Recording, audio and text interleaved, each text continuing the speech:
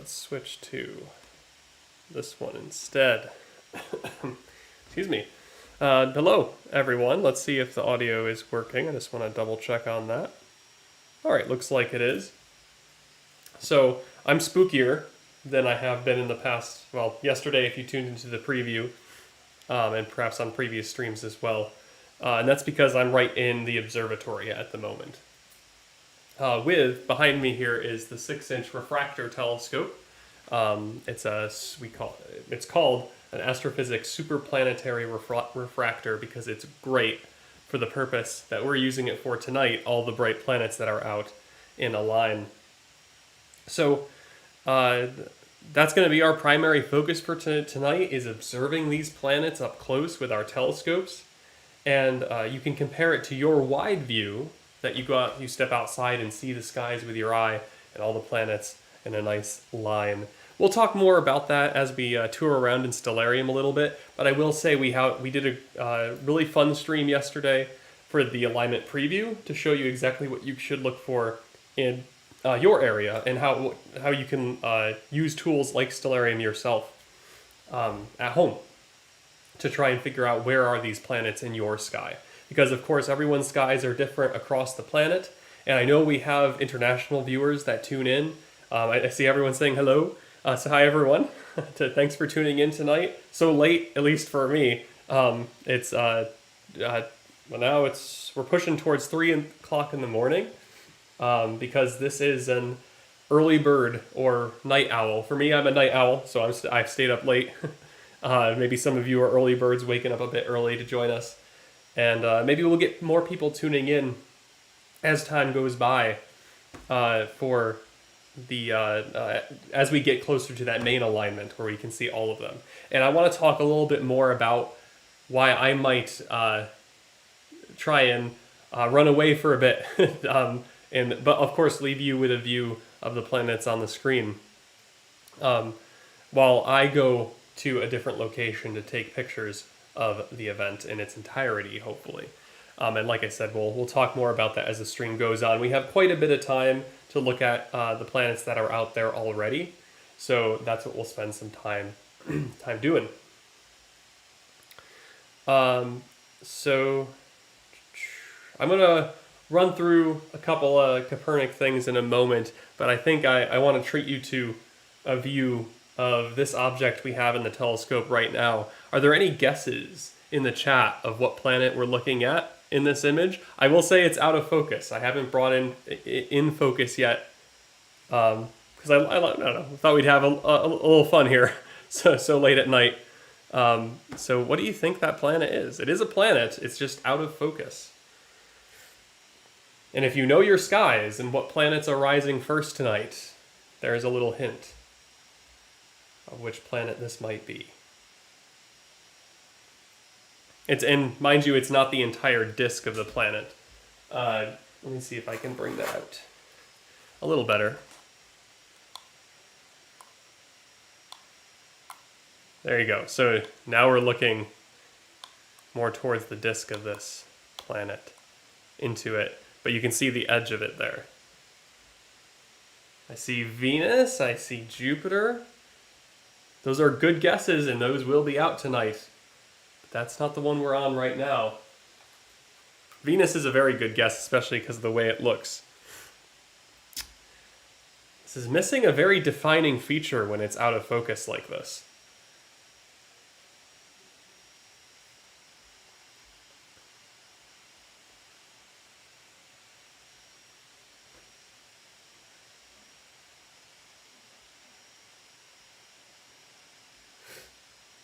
Any other thought? I see Jupiter again. Mercury, that's another good guess, especially color-wise. But you've missed one other tannish planet in the solar system. There's Jupiter. I'd say Jupiter has a tannish color. Ah, there it is. Joe got it. Saturn. It is indeed Saturn. So let's bring it in focus so that we can see what it looks like through our telescope. So I'm going to step back. You might see me pop up right over here. I apologize, it's so dark in the room. This is about as bright as I can make it. Oh no, actually I can go a little brighter. How's that? Oh yeah, it's a lot better.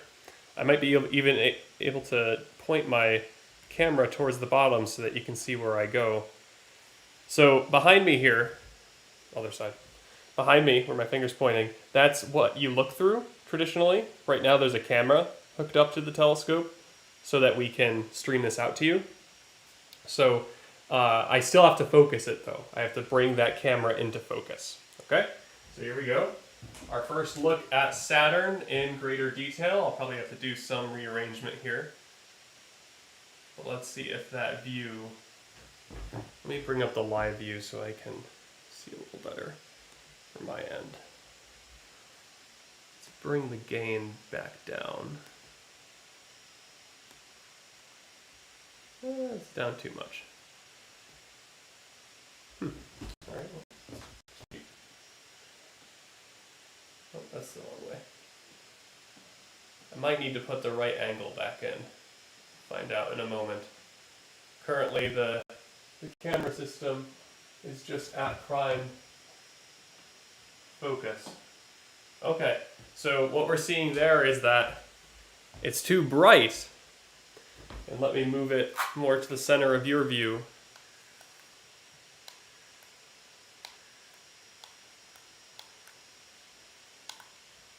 It's too bright there. But you can tell it's almost like an egg shape, whereas something like Jupiter would, even at this brightness level, you would see it as more of a circle. So this is showing you Saturn. It's a little bit different from the other ones. Let's get more detail here. I'm going to bring brightness down a bit.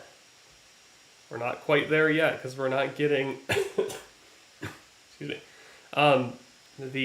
those defined rings. We can improve this. So let's see what we need to do that. It looks like I will have to incorporate the right angle because I can't go far enough out of focus unless I do this. What if I try this first?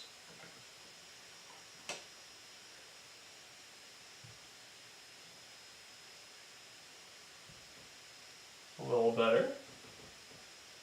Put that a little further out. Okay, there we go. I think that's going to do it. Now I can go the other direction.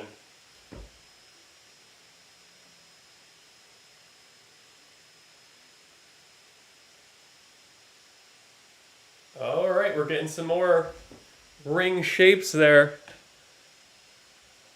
We can do better. We're almost there.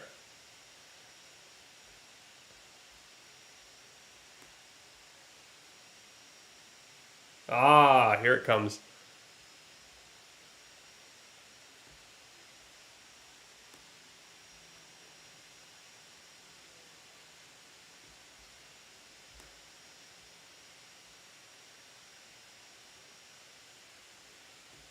All right, we're just about, I feel like I can still do a little better. Maybe it's still a little out of focus.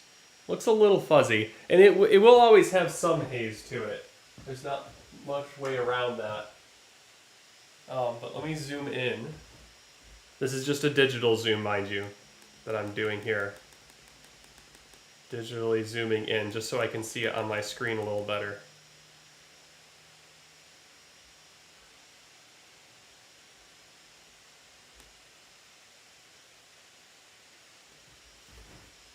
Alright, let's see if I can focus it now. Do a little more focusing.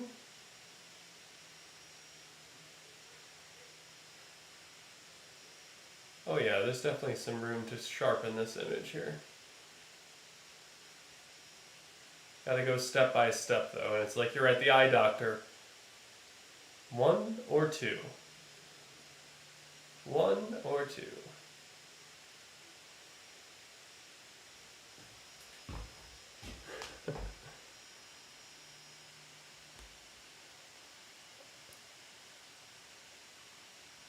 Oh, I see someone give likes is saying, can I share this on my Facebook? Feel free to, yeah, if anyone wants to share this out, to share with their friends and show them some telescopic views of the planets. We're not just going to stick to Saturn today. We'll be looking at Saturn, I might try and see if I can get a good view of the moon, the nice crescent moon tonight. Now I probably will have to use another camera for that, but we have some time before the moon rises. Mars is out tonight too. Jupiter, if I didn't say so, and Venus and Mercury are the ones I'm slightly concerned about because of our view of the horizon. We have some trees up here towards the eastern sky where these planets are rising, and Venus and Mercury are going to rise at the very end, just before sunrise, and they'll be pretty low in the sky.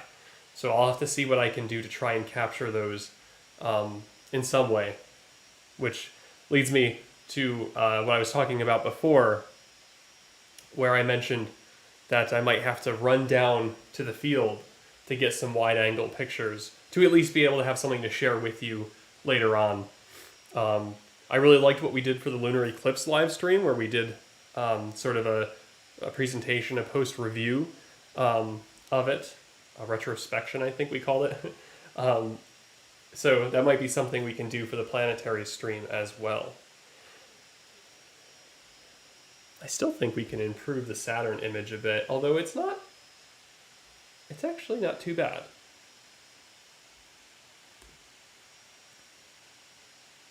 Oh, from Long Beach, California. Well, welcome.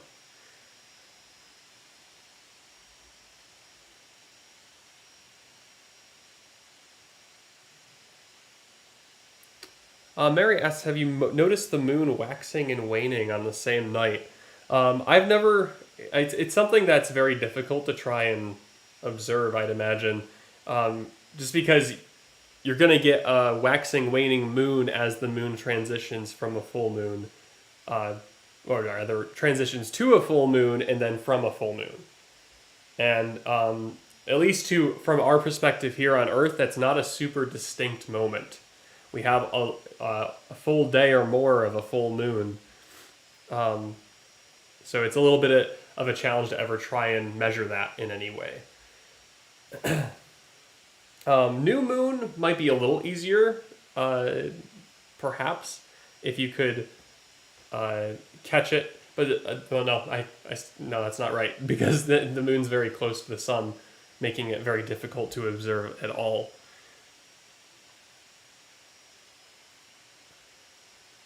Oh, hey, Joe. That's all right.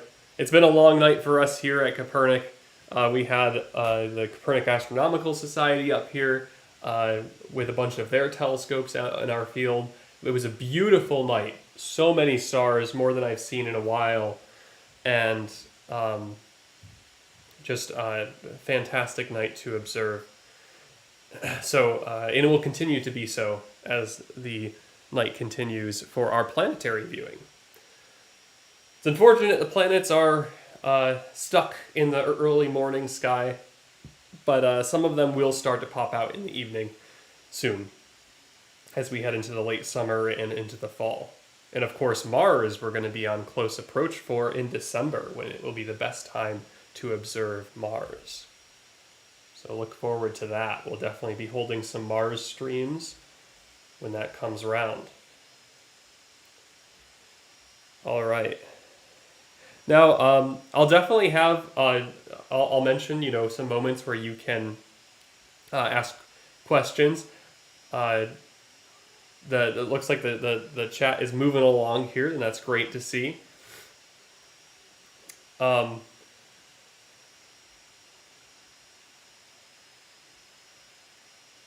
So I'll be sure to mention when it's like officially a Q&A, so that you can submit your questions to the log. So let me try one more time to see if I can resolve a little bit better on Saturn here at all. First, I'm going to adjust its view.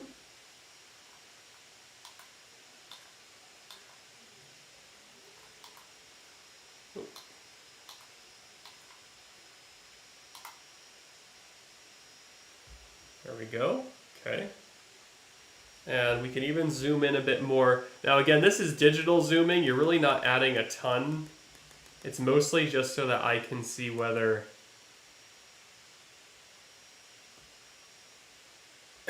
um, how in focus it is and whether I can make any modifications to that.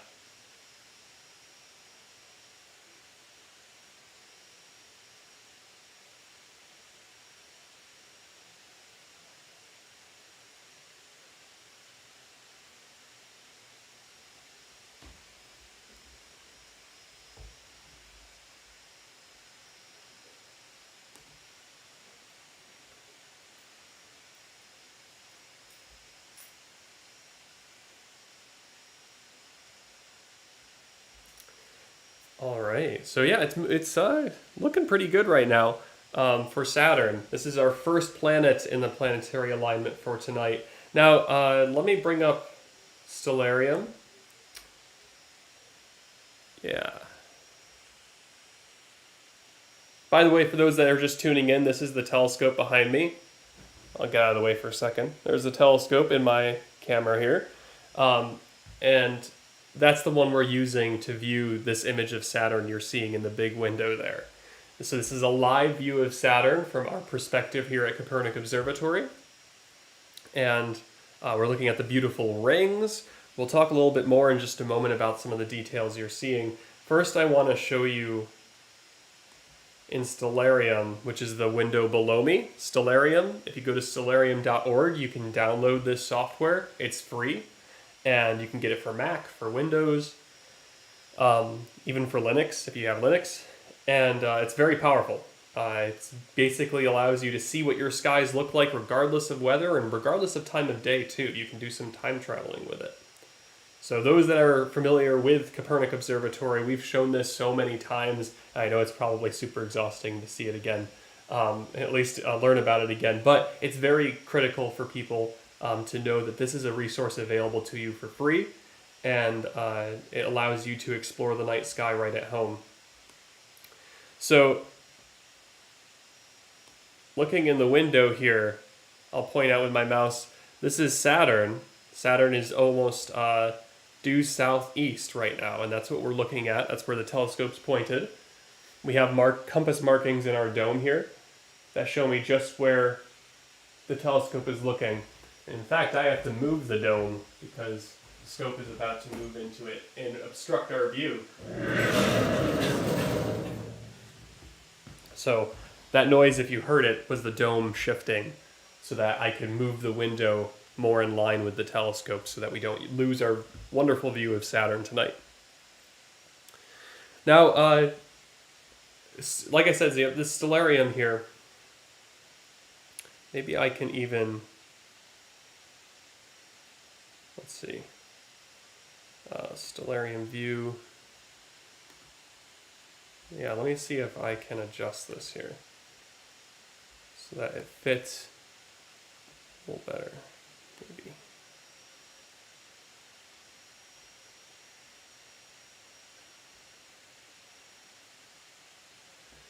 Bear with me just a second. It just wasn't quite configured right.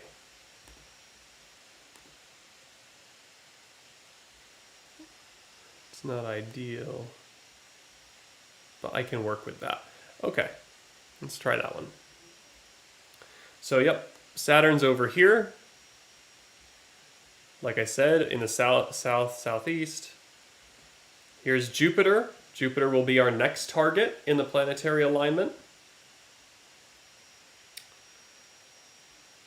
And Mars is also above the horizon again, or finally. So that'll be our third target.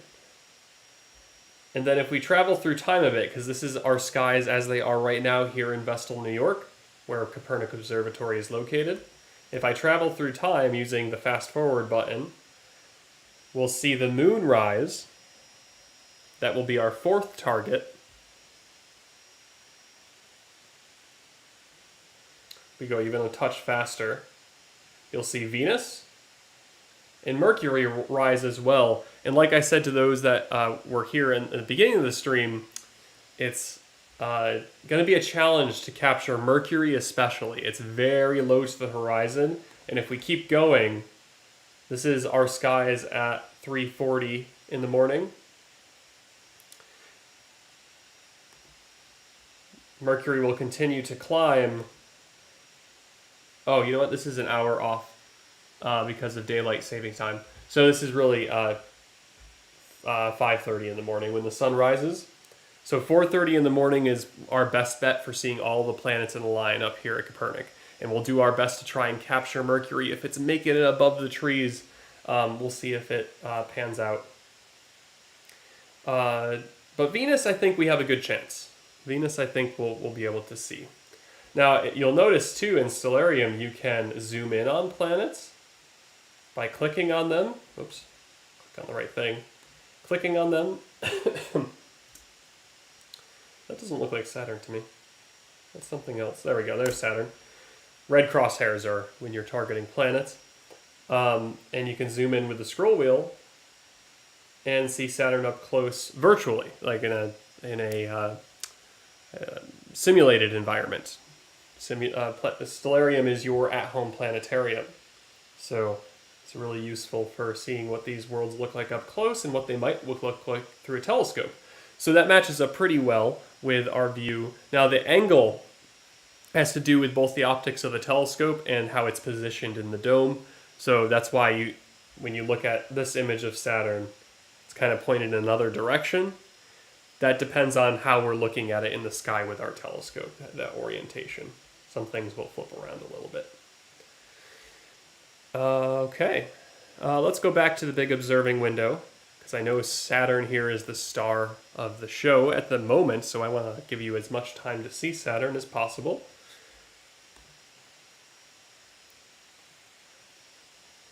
And I want to take a moment too. I haven't talked too much about who we are as Kopernik. If there's anyone brand new to the channel, Kopernik Observatory is a physical place. It's a place that you can visit if you ever are in Vestal, New York, or if you live here or around the area anyways. It's a place that you can come to. Every Friday night we're open for in-person programs, and you can look through our telescopes. That's the best part about Kopernik, is that they're not restricted to research or imaging. That's all a very important work, but Kopernik Observatory focuses on bringing the skies to you and giving you the chance to use this sophisticated equipment to look at these objects in the sky up close. So that's what we're doing virtually, because we know so many people can't make it to an observatory. They miss big events like this because they don't happen at our convenience. They happen when they happen. So we want to try and bring it to as many people as possible. And the night sky is becoming more and more rare, seeing all these objects that are out there with light pollution becoming more prevalent throughout the world. The skies are starting to be drowned out by our artificial light. So having facilities like Kopernik and other observatories and science centers across the dark sky sites across the country is critical for bringing the night sky perspective to everyone. So we thank you so much for your support watching the stream today. If you can support us, hit the like button to show you're enjoying the content. You can also subscribe to the channel. That helps show your support and that you want to see more observing live streams like this in the future. And we also do have a summer virtual fundraiser to support our online programming like YouTube over the course of the summer months here. So that fundraiser is available right now in the live chat. There is a heart icon that says donate now, and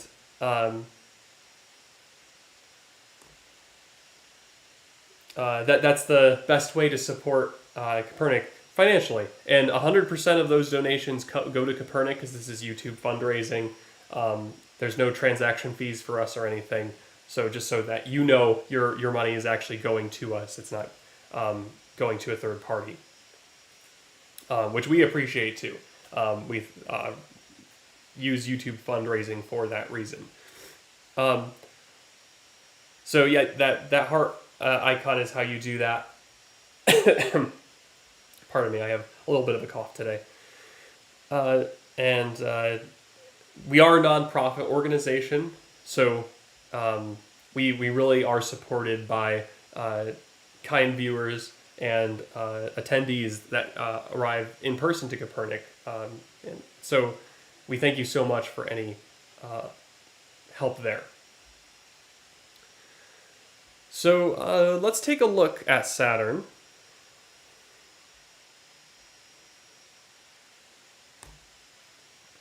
Again, I know we've been watching it, but I want to take a more in-depth look of actually what we're seeing. And I'm going to adjust our field of view again, or at least its positioning in our image. Try and center it a little better. There we go.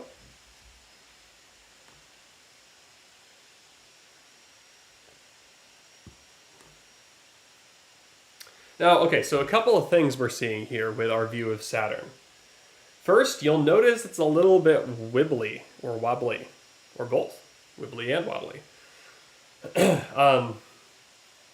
There's a couple reasons for that. One, any movement in the image that you're seeing on your screen could be from small vibrations in the telescope itself. Ready? I'm going to bump the scope, and you're going to see Saturn's shift. And I am just ever so slightly touching the telescope here. The tiniest bump of my finger shifts the image. So even tiny, tiny vibrations in the room will affect the view of Saturn, or whatever the telescope's looking at. We're so zoomed in on this small area in the sky where Saturn lives at the moment that any small vibrations from the telescope affects that field of view. So that's why you see such drastic movement just when I go up and tap on the scope. You get those vibrations. So that's one reason. Now, another reason, especially why sometimes Saturn moves in and out of focus or gets blurry in some moments, that actually has to do with our atmosphere. So, no matter what, when you're observing from Earth, you're dealing with atmospheric optical effects. And this is really prevalent when you're looking at objects super far away like Saturn and super small in the sky. These get exaggerated even more. So this slight shifting in the image, and almost like at some points it's like a wavy image. You can almost think of that like if you've looked out to the horizon before, deep out to the horizon, and you see some distortions on the horizon, the horizons, like maybe a ship coming up above the horizon on the ocean. You can see some distortions on that image. Similar idea there, but this is primarily driven just by the haziness of the atmosphere. And today, our conditions above us, there's a fair amount of material up there. I think our transparency, which is a measure of water content in the atmosphere, is a little poor. Our seeing is good, though, which is why we can capture good images of the planets tonight. This is why we're doing this stream on June 25th instead of June 24th, like you may have seen in the news, because the forecast was so much better for today than it was yesterday. And I am very pleased with both how this evening started and how it's going now and continues to look. It's a really great night for observing the night sky. I'm just adjusting the view in stellarium here so that we can see that alignment in the planets.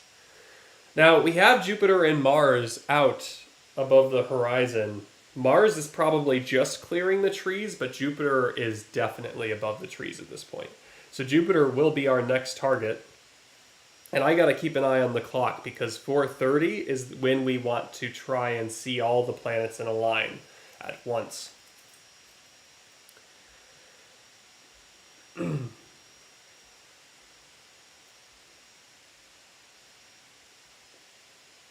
All right. So, I didn't finish my talk on Saturn though, while we still have it here. And also, I gotta remember that I want to try and record some data of these objects, make sure it's actually recording okay. Yeah, that's working. So maybe in a future stream we can talk more about what we're doing when I record the video of Saturn.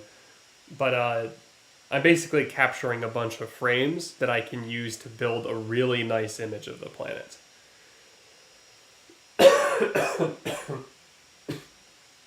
I'll try to remember to mute my mic so you don't hear me coughing.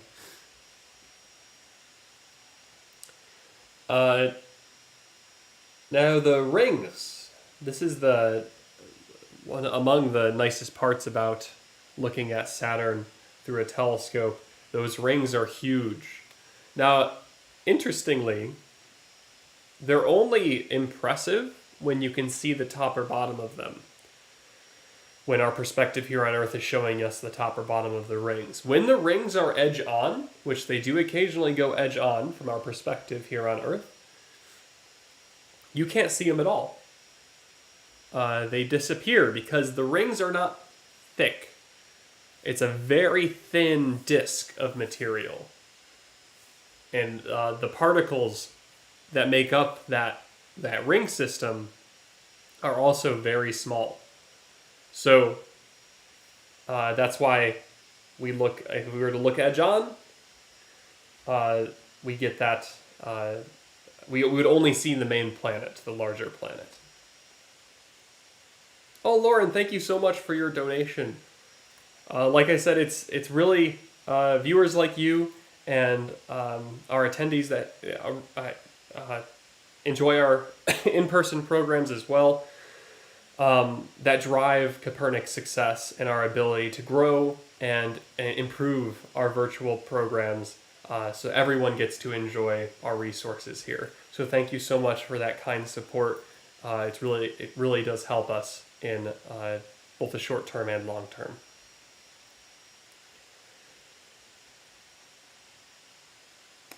Okay, and if you look carefully too with our view of Saturn, can you see that there's a little bit of coloring here? Some banding along the planet. So that's on the surface of the planet itself. It's the part of the cloud layers that make up this gas giant. And it's an example of some color shifting. Saturn isn't necessarily uniform, but it looks very uniform in color from our perspective here on Earth. But when you can make out some of that detail, some of that discoloration from the regular tan color that you're seeing, that means it's a really good night to view Saturn. And to view the planets in general. It means you can make out a fair amount of detail on these objects. And in fact, there's a really nice example of this. I want you to look very carefully at the rings. If you look at the rings, right towards the edges here, where you kind of see the thicker part of the rings, it's not actually thicker, but just because of our perspective looking at the planet, it looks so.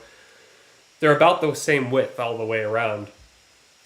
But if you look either side, when the image clears up, and again, that distortion, that blurring effect is coming from the atmosphere here on Earth. That's why it sort of moves. If you were out in space observing this planet, you would not have that movement and blurriness. But yeah, you can see, it's almost like there's a gap in these spots. And that's because there is. That's called the Cassini division, or the Cassini gap. And it is an isolated layer in the rings that doesn't have a lot of material within it. So it's kind of it's a gap in the rings. And it's when we're observing this view of Saturn, we basically can kind of tell that there's two rings, an A and a B ring. But it turns out there's many rings on Saturn, many layers, and we've been able to study those through the NASA spacecraft that have visited the planet, including the Cassini spacecraft.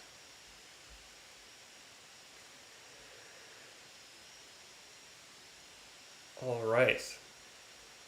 This is just fantastic. According to my counter here, my viewer count, there's over 200 people watching, and I didn't necessarily expect that because it is pretty late at night or early in the morning, depending on how you look at it. So that's pretty cool. I'm so glad that you're up, and you guys are astronomers too, because you're braving the early morning sky to see what you can see. Even if it's virtual, but if you have clear skies where you are, and it's nighttime, because it might not be if you're on the other side of the world, to see what's out there. Maybe you'll see Saturn. Saturn's pretty bright in the sky, and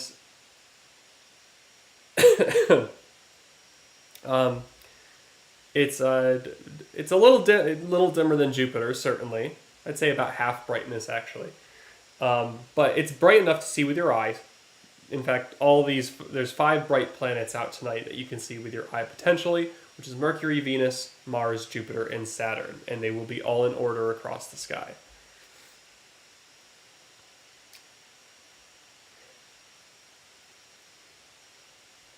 All right, so it looks like there are some questions coming through the chat, and I think it's a great time to take some of those. So if you have a question, feel free to post it. This is a Q&A session that we can run now, maybe for the next 10 minutes or so.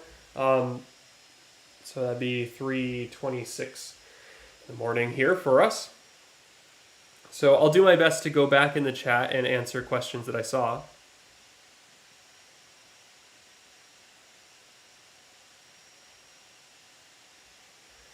All right. Valerie asks, they say they're in Endicott, which is a town right nearby us, in New York. And there are 2 bright things in the sky toward the south-southeast. One seems low, closer to Jupiter, and one seems brighter, higher, and farther away. Which one is Saturn? So to do that, let's go ahead and jump into Stellarium. And I have Saturn targeted in the sky here, and this is the southeast horizon. This is the eastern horizon. So you said you found Jupiter, and you're trying to figure out, let me look one more time.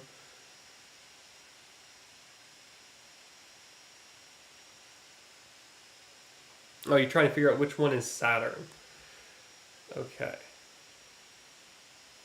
Let me center our view again. There we go.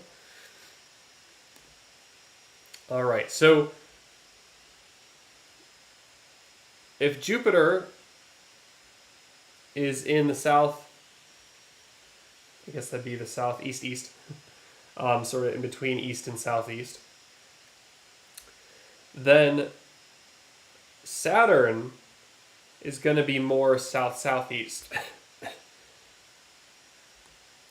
And it's going to be higher up in the sky. Like you were mentioning there. Saturn will be higher. Mars is going to be almost due east right now.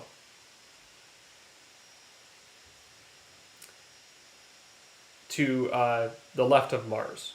Lower left. So, looking at your comment one more time. Yes, the one that's brighter and higher and farther away, that one would be Saturn for you. Mars is going to be dimmer tonight compared to Saturn.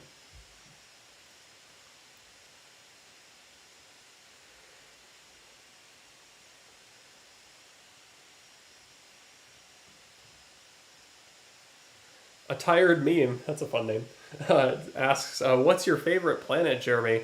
Well, I would have to say, for observing, if I'm looking through a telescope, Saturn really is incredible.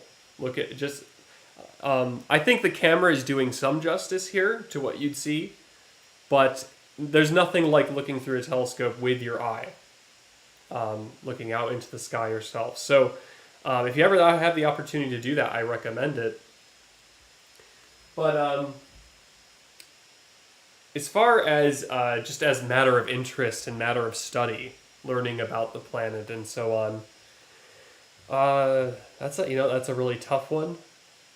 My instinct though is to say Mars, it's kind of biased because that's just a planet that we've sent so many explorers to, robotic explorers, including the more recent Perseverance Mars rover, and that means we have so much data and information coming from that planet. So it becomes very interesting to read about and see the pictures from. Very advanced rovers have landed on that planet and gotten some brilliant data. So it's kind of biased for that reason because it's just what we've sent the most robots to so far. But Pluto was also incredible.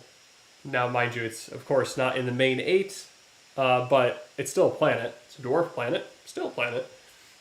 And I was following that mission from as early as I can remember. Growing up, I remember reading about it in I think it was Time for Kids, something like that. Reading about Pluto and how this mission was going to go fly out there and take pictures of it for the first time up close and study it, really see what it looks like. Because we didn't have that information. We had some color data from the Hubble Space Telescope, but not much else. So I think it would have been, it was New Horizons was a spacecraft that went to Pluto. It was traveling for 9 years. So I remember hearing about it launching. I guess it would have been in 2006. Yeah.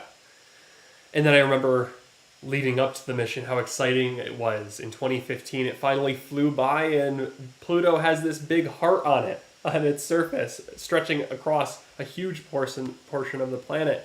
And it's just incredible, some of the imagery they were able to collect.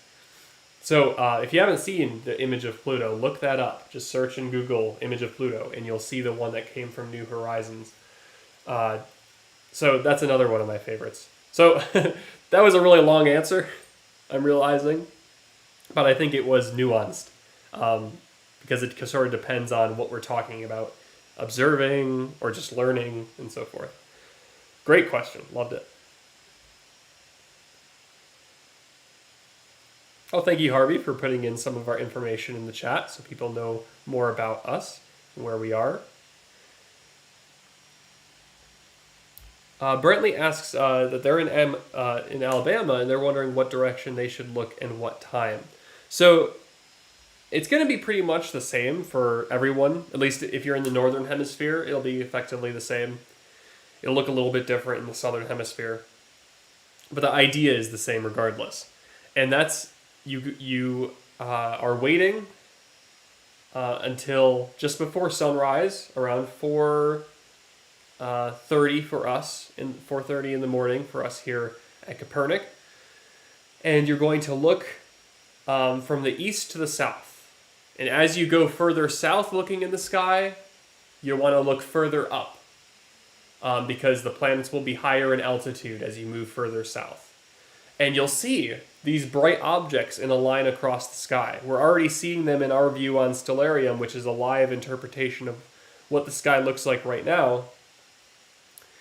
And if I bring it back up here, it's the window below me is Stellarium to show you a simulated view of the planets. Saturn's over here, then Jupiter, Mars, the moon is coming up now. And you know what? I think it's it's almost time to switch to Jupiter. So let's get one more look here at Saturn. I'll center the view again.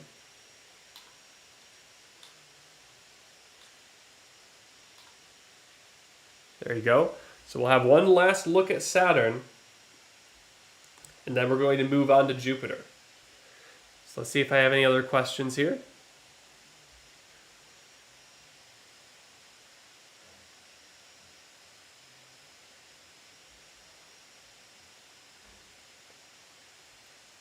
So Valerie, to follow up on your question there, it's higher up on the ecliptic. At least if we're talking about Saturn. Saturn is the highest in the sky right now.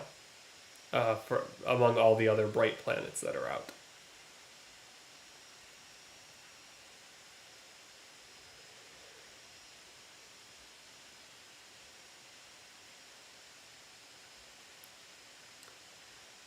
So Janet asks, how do you see them? Again, it is kind of dependent on where you are and what time it is. But know that the planets, the 5 bright planets, will be in a line for a while still. Mercury is going to go away pretty quick. In the next month, it'll be difficult to see Mercury at all. But know that this is not just a one-day event. You have a lot of time to try and see these planets. If it's cloudy where you are, don't worry. You'll have a chance to try and spot them.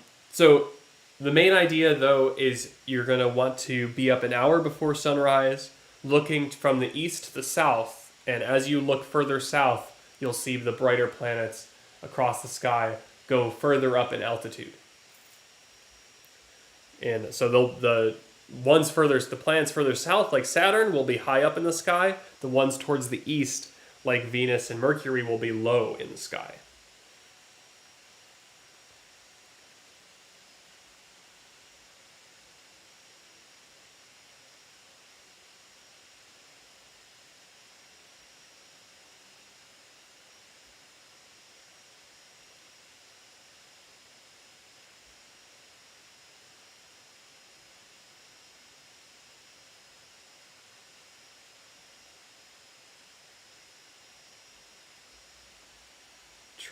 The chat ran away on me.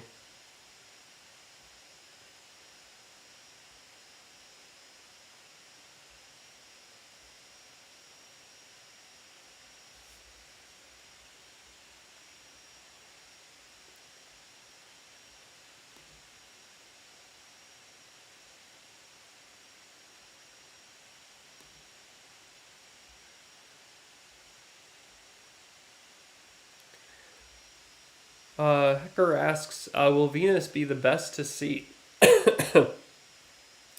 And Venus is very bright. It certainly is. But it is not super incredible to see through a telescope, with one exception. It does go through phases, and we will wait to see what phase it's in tonight. Before sunrise, we'll see if we can catch it. Okay, like I said, I really want to move on here, so I'll look through and see if I can find one more question. Elsa from California is asking, is it really happening? I don't see anything. So because you're further to the west coast, you won't be able to see many planets yet. You are probably just getting Saturn right now in the sky. Like we have, right now it's high up in the sky for us because we're further along in our night sky. But for where you're located, it's going to take a bit to see all the planets. You won't be able to see them all until just before your sunrise, about an hour before. So keep that in mind. You'll have to wait a little bit longer compared to us here in New York, just because that's the nature of a sphere world that most planets exist as.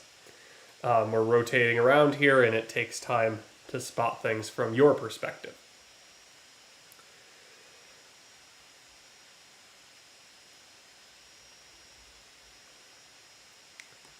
All right, so I do need to switch it to Jupiter now because I don't want to run out of time. So we'll say goodbye to Saturn, and we're going to move on to Jupiter. And to do that, I'm going to make sure that we're centered here.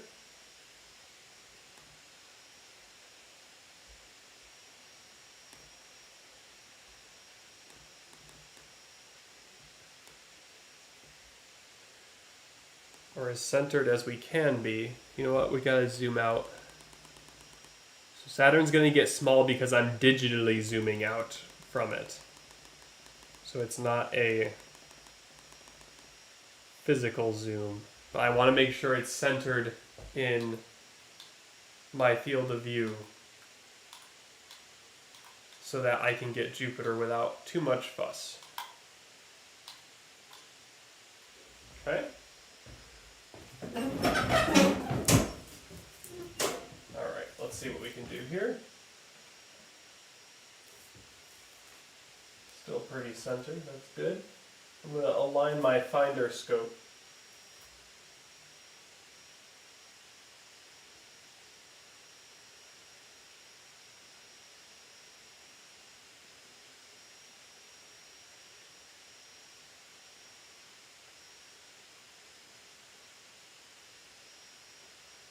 Go down a bit here.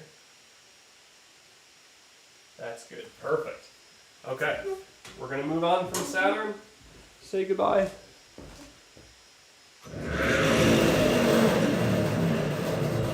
If you heard that noise, that was the noise of the dome shifting so that I can find Jupiter. Wow, it's further away. Gotta go a little bit further along here.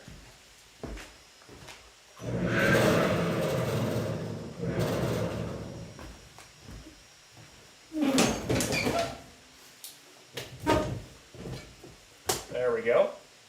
Okay, nearly there.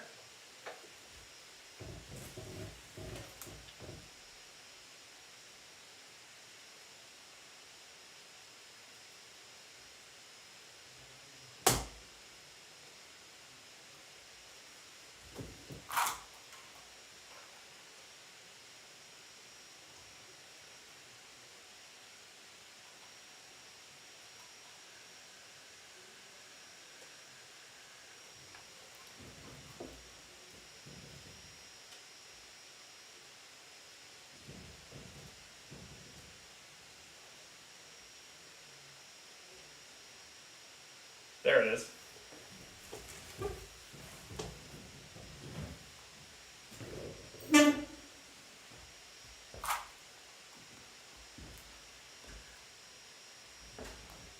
A big bright ball. I'm just kidding. That's not all we have for you. We're going to improve this image. I want to show you something first though. Before we get detail on the main planet, I would like to show you the detail of... Why is it running away? It's running away on us. There we go. Alright, so let's brighten this up here.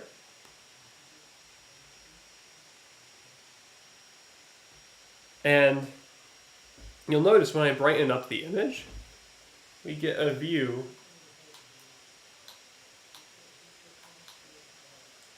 of 4 bright stars all in a line around Jupiter. But they're not stars. Those are, of course, the moons, the 4 Galilean moons of Jupiter.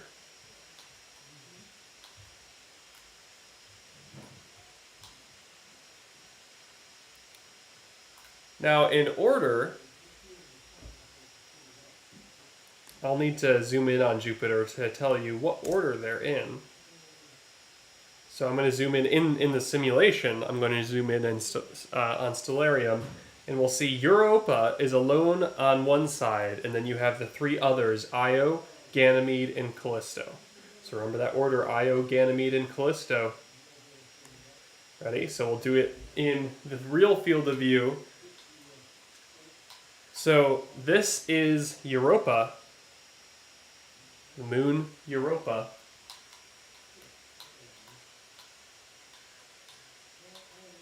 And then we have Io, Ganymede, and Callisto is the last one.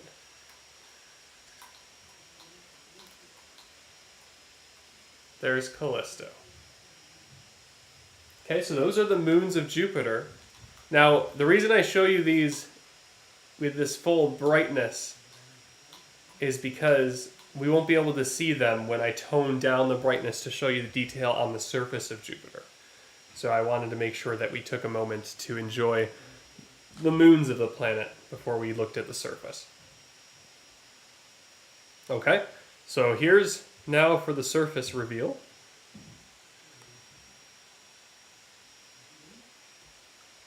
Oh, yep, we're just about getting, let me zoom in so we have that black border.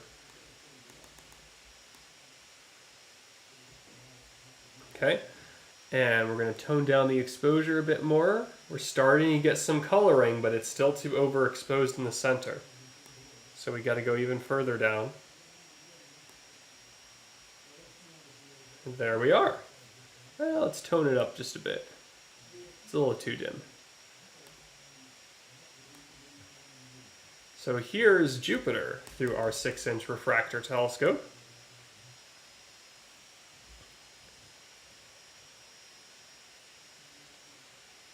Our second planet in our planetary marathon during the alignment of the 5 bright planets.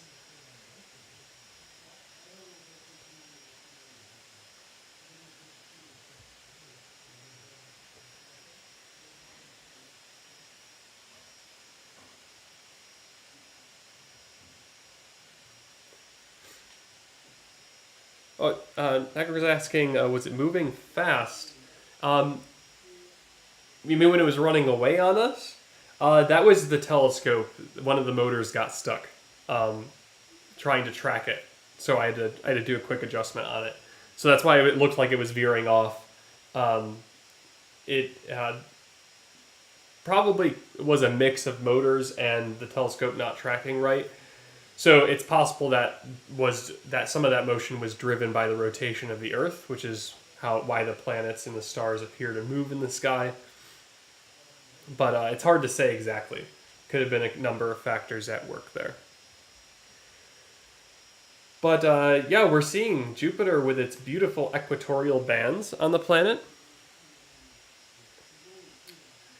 There's actually several of them that we can see every once in a while. Now we're running into the same problem where the atmosphere is a little bit unstable, so it's going to be a little blurry of image, and it's going to move around and shift around a little bit as well.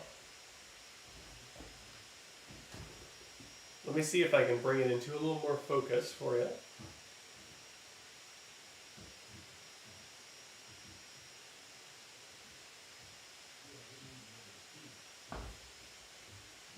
Could get a little better maybe. Wait, let's see. Maybe it can get a little better.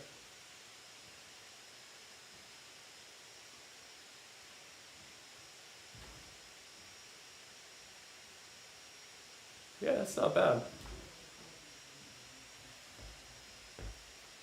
So Jupiter is, of course, the largest planet in our solar system. And it's sort of a shield for the Earth in that way. It protects us from some of the larger, protects us and other planets in the inner solar system from larger asteroids and comets. It sort of absorbs some of those. Anna asks, is Saturn above Jupiter? Yes, Saturn is higher in the sky than Jupiter right now. So if you see a bright object, the brightest object in the sky at the moment, unless you have the moon, brightest star-like object, brightest planet is Jupiter, and then higher up in the sky is Saturn, a little dimmer.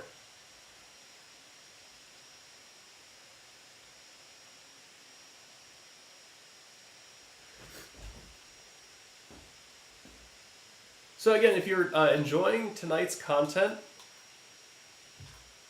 oops, try that, there we go. If you're enjoying tonight's content, please like and subscribe. And we'd love to see you here again for future observing streams. I'm planning a Milky Way observing event for July, when it's a little bit higher in the sky, earlier in the evening. So we can look forward to that.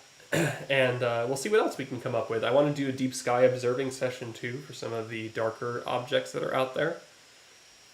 So a great way to show your support is by liking and subscribing to the channel. And we are a nonprofit organization, so we really do survive on donations from our kind viewers. So there is a way, actually, you can just donate through the chat, and you can even have it pop up in the chat log that you donated to Kopernik, which is kind of fun. So that's that sort of the hands together that shaped like a heart. That's that's the icon you click to donate and support Kopernik. And 100% of those funds do go to Kopernik. There's no transaction fees or anything. That's part of the reason why we use YouTube fundraising.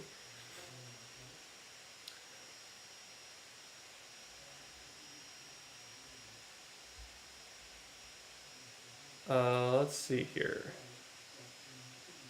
Someone's mentioning Sky Guide from the App Store. Yeah, that's a good example of something to use on a smartphone.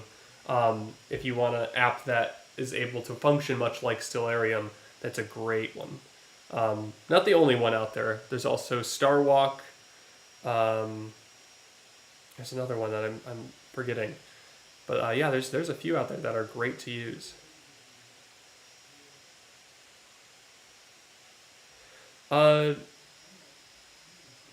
BGA asks, how large are the moons of Jupiter? And they're pretty sizable. Io is probably, I think, if I recall, is the smallest of the bunch, but it's still pretty good size.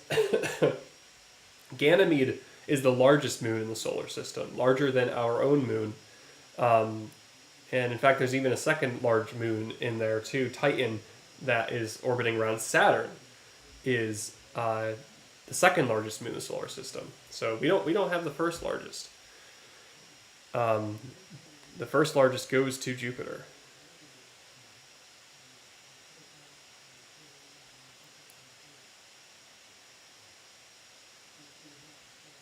Now, hang on, I thought I saw.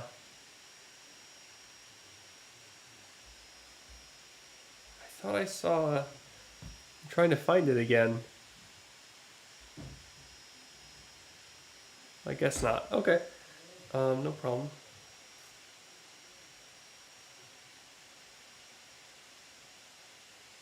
See, are there any other questions? Thank you for liking and subscribing, Anna. Appreciate it.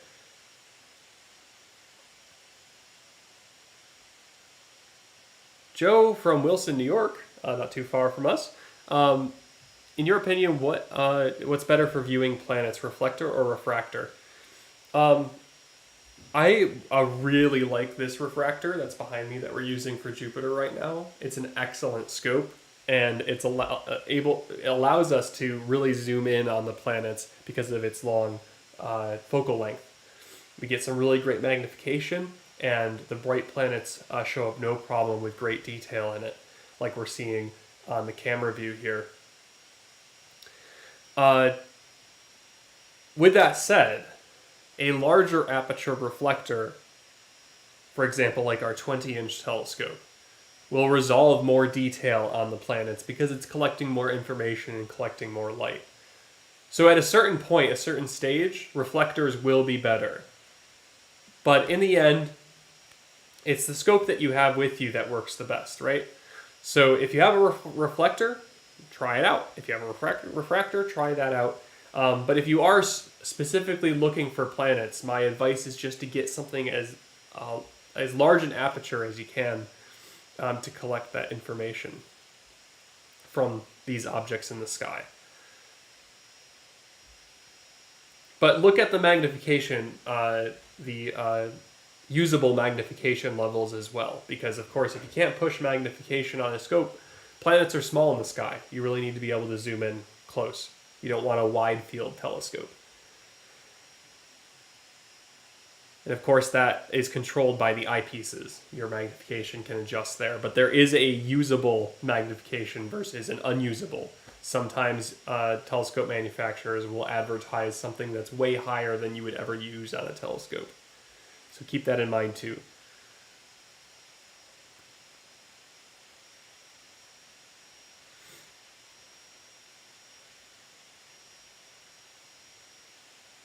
Oh, someone donated $5. Thank you so much. I appreciate it. Yeah, you do have the option to donate anonymously too if you prefer your name not to show up on the live stream. That is totally possible. There's an option for it in when you click that donate button. Just so you're aware. All right, I gotta change the viewpoint here again. And I'm going to zoom out here a little bit to give us some more time give myself more time viewing, trying to get set up for the lunar viewing, because we have to plan to do some of that too. I'm going to move it down here just so I can watch where it goes in the field of view. So we're in the lower left corner at the moment. I'm going to see where it ends up so I can adjust, give myself ample time while you continue to enjoy the planet to set up the camera for the lunar viewing.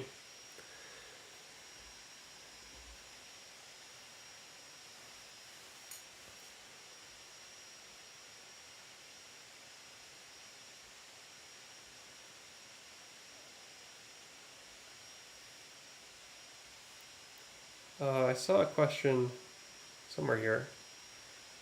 Hacker asks, what is the best app store space app to use? So if you're looking for one like Stellarium, Sky Guide is good. Starwalk is good. I think there's free versions of both of those. There also is a Stellarium app. I think that one might be paid, though they also might have a free version. What else?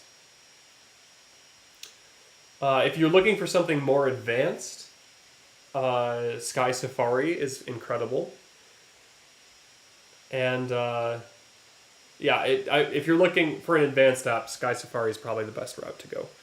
But otherwise, any of those other three I mentioned work really well.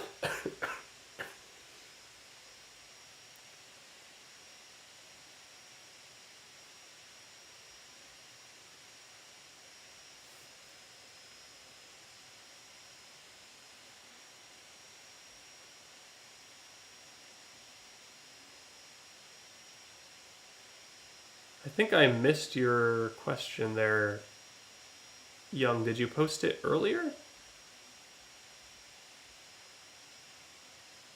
Oh, I did. Okay, I see it now.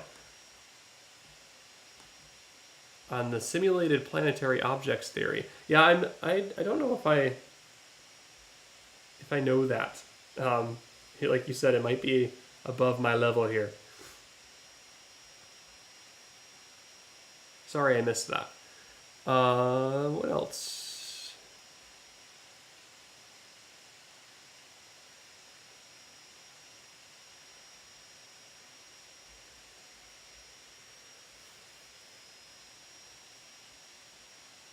Moons have been discovered.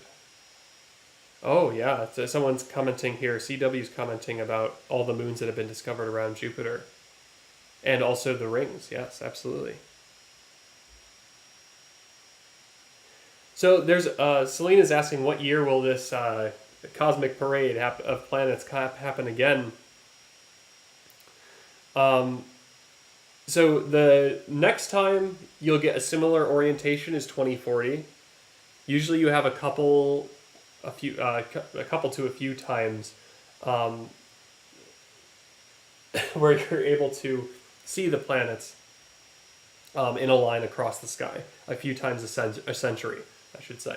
So the next time is 2040, and that one's not going to be ideal, though. They're going to be very close to each other, which on one hand is kind of cool, but they're going to be much closer to the sun, and that means much closer to the horizon, so you'll need a clear horizon to try and spot all of them.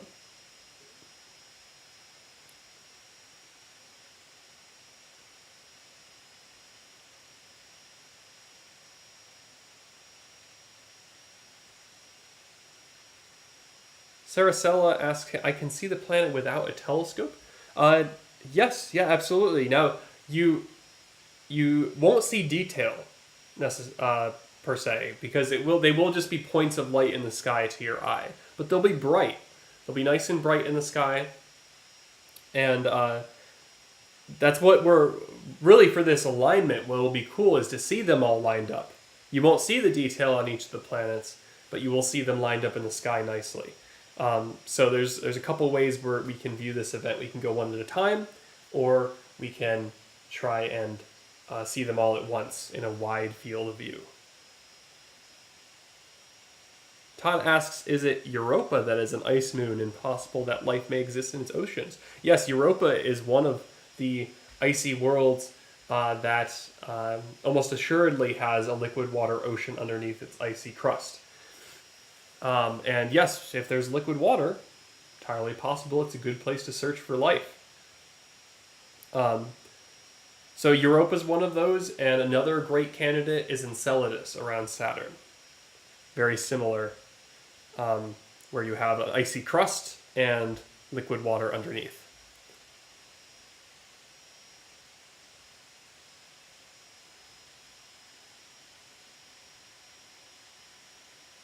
Oh, yeah, Kiri's back. I hope I pronounced your name right.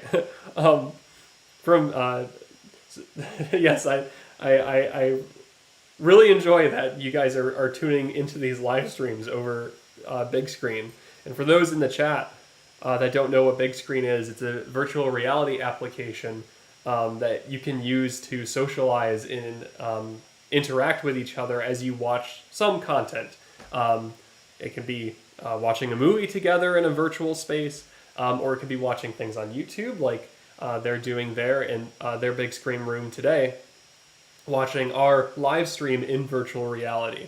So that is so cool. And in fact, our virtual reality summer camp at Kopernik is happening this coming week. So I'm super excited to actually share that with our students, that we're getting this interaction in a VR space. I think that is so cool. So yeah, thanks for tuning in, and hello to those watching in big screen. We're so happy to have you tuning into our view of the planets. We're on Jupiter right now. We'll see what else we can find. We're going to go to Mars next, and I also want to get a camera set up to view the moon shortly. So we'll see if we can get that going. The reason I can't use this camera on the moon, well, I shouldn't say can't. I can use it on the moon, but I can't get a full view. It's not going to be wide enough to show you the entire moon all at once. So I will have to instead use my wide angle camera and my long zoom lens to show you that view of the moon, which I think will be totally serviceable. Now notice if I go back into Stellarium, whoops, sorry, didn't mean to zoom into Jupiter so close. Oh, Venus is above the horizon now too. Oh, we gotta get going. 352. Okay, yeah. We gotta go to Mars very soon now. So I'm gonna probably set up the camera on Mars in the next few minutes, at least here, and then I'll go get my camera for the moon, and that'll be our next target. But here is Saturn, Jupiter, Mars, the moon's up, and Venus, at least where we're located. We had someone tuning in from California earlier, if you're still there, and they were wondering where are their planets, and it's just because they haven't risen up above their horizon yet, because they're on a different location. So that might be the case for you as well, depending on where you live.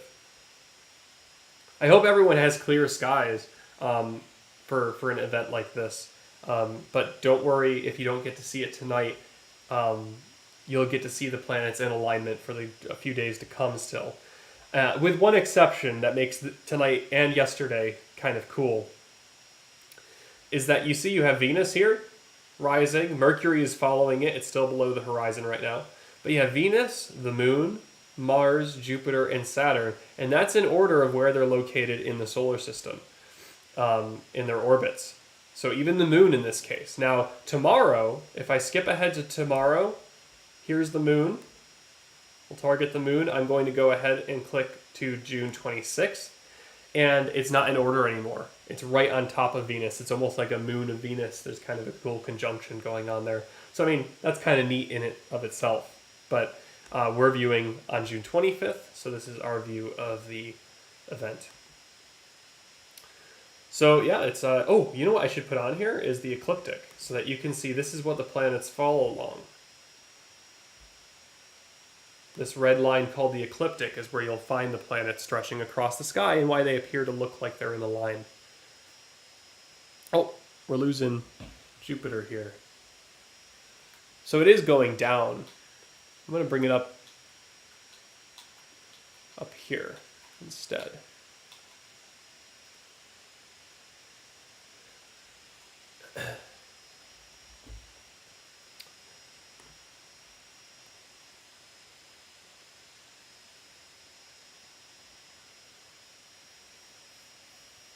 Yes, Uranus is now over the horizon. It is. Yep. I'm not that that was necessarily a joke, but it's hard, to read that planet in any other way sometimes. So we have, I'm going to pronounce it Uranus, which is the Greek pronunciation, rising up in the eastern sky as well.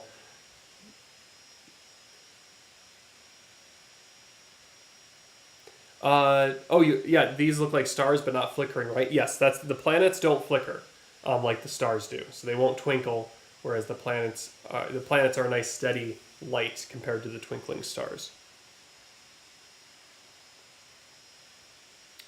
Oh, Sandy viewing from Tennessee. Hello, welcome to the stream.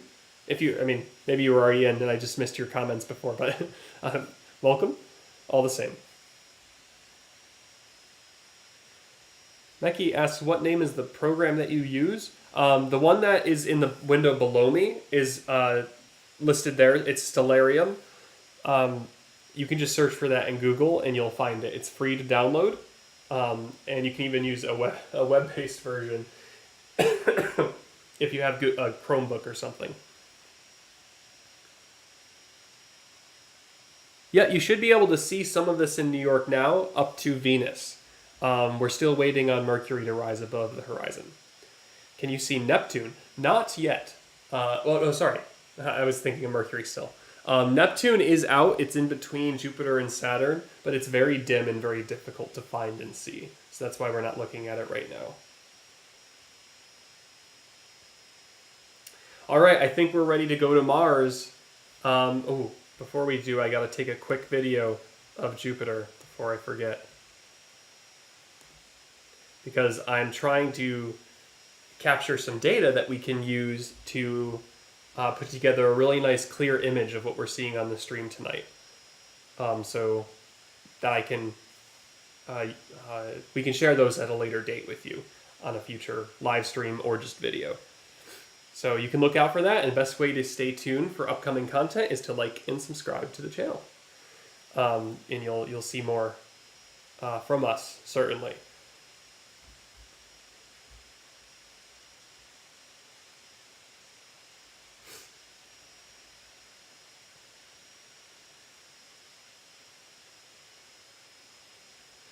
How many frames do I have?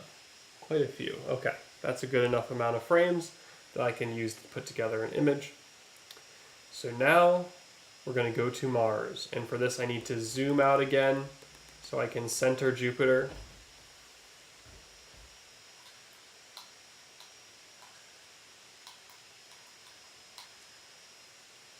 Okay, let's see where Mars is, if it's anywhere at all.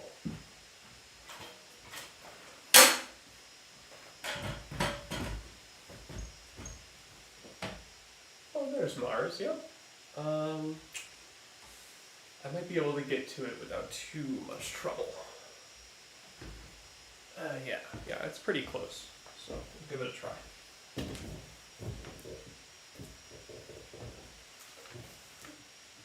I will need to move the dome a little bit again. Not too far, not as far as we had to go from Saturn to Jupiter. Just a touch.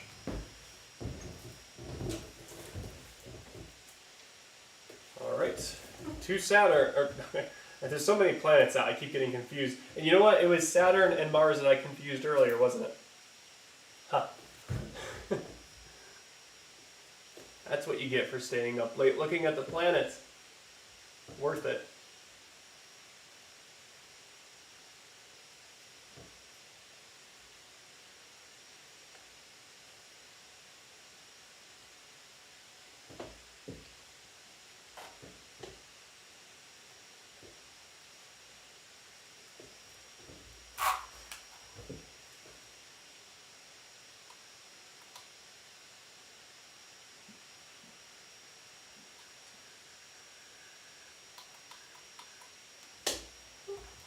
Okay. Let's see what we have for Mars. Get it centered in here a little bit better.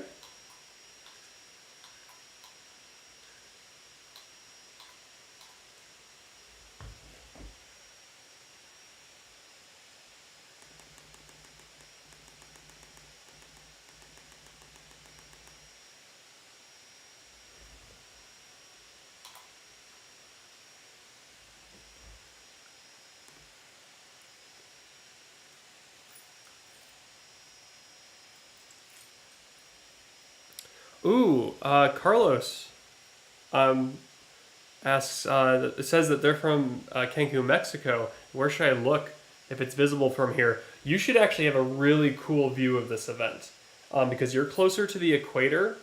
Your planets are going to stretch almost halfway through the sky. And that could be really neat to see. So it's similar for anyone that's close to the equator or even closer than us because we're further north. So it's running away on us again. Why does it do that? I don't know. Could be a number of things. Probably the telescope misbehaving. Oh, I lost it. Here it is.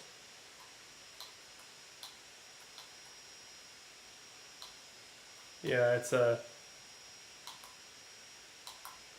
telescope not engaging right. It's just drifting.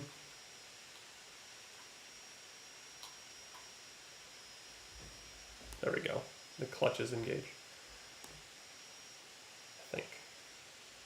Yeah, that should work fine. Okay. So let's see if we can get any more detail from this at all. It's going to be a little bit of a challenge, but there'll be something, I think.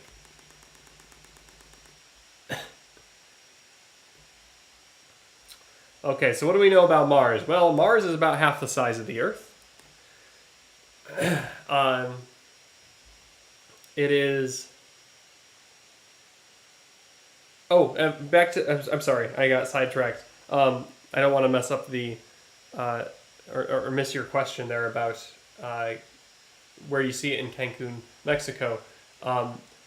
It's going to be in your... from east to above your head, almost. Saturn should be very close to above your head in the sky. And your timing will be a little bit different. I imagine probably an hour or two different from us, so you'll have to wait an hour or two to see what we're seeing. But yeah, you should be able to see it just like we are. Now, yeah, back to Mars though. It's the red planet. It's about half the size of the Earth. It's fourth planet from the sun, and it's still pretty far away at the moment. We're getting closer and closer to Saturn. Oh my gosh, I must be very tired. We're getting closer and closer to Mars as time goes by, but it's going to be a bit before we go on close approach, which is December.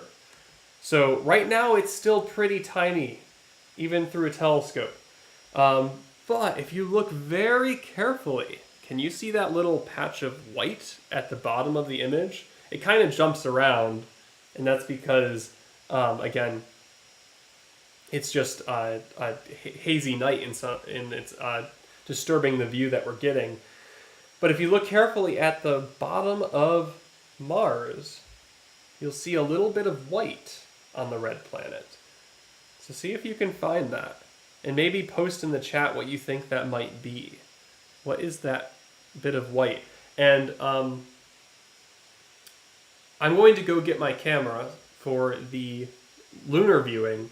So if you you want to stick around and look at Mars, I'll get the camera set up so that we can see the moon up close next. But we'll keep our view of Mars here in this field of view for now. Oh, I see a very important question here, though, from Leanne that says, why is Mars a gibbous and not full if it's an outer planet? So there's the one exception to sort of the phases of the planets. Most of the phases that we see, if we're going to see a planet go through a phase, it's going to be an inner planet. But Mars is sort of an exception to the rule in that we can sometimes see it as a gibbous. And it has to do with our location in orbit and the fact that Mars is one of the closer planets to us. So sometimes we can sort of look behind it or off to the side in such a way to make it go into a gibbous phase, which is what we have right now, and why it's not a full circle for Mars. That's a fantastic question. Well, you would never end up with a half Mars. We can never see it from that perspective. But we could get, excuse me, I'm not tired. We can never get a a half Mars. That's an important point. Oh, and Sean got it correct here. Oh, and actually, I see a few others: snow, it's ice, a polar cap, and down here we also have CO2 ice cap. That is correct. It's it's the southern ice cap on Mars that we're seeing there, and it's fairly large in size, I believe, because we're heading into the Martian winter now, so that's affecting the ice caps. They'll grow and shrink depending on what season it is, because Mars does go through seasons.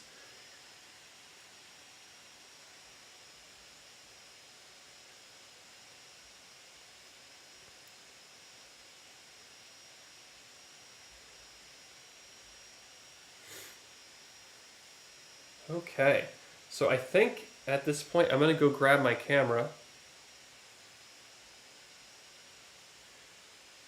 and I'm going to go get it set up for the lunar viewing.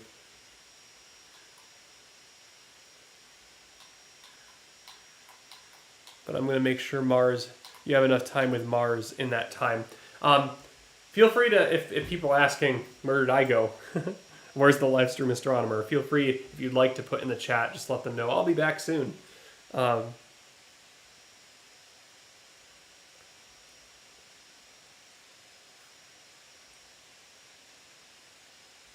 right, I will get back to some of these questions that are popping up in just a bit when I return. I will go grab my camera.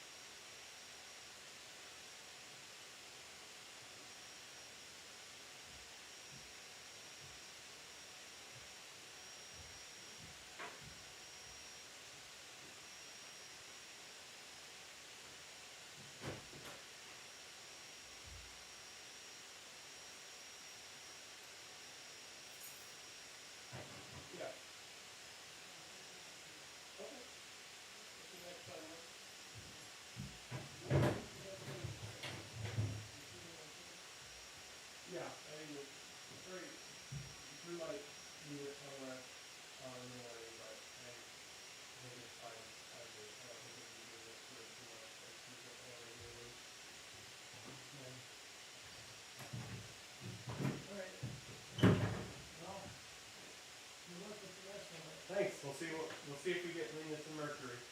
Exactly.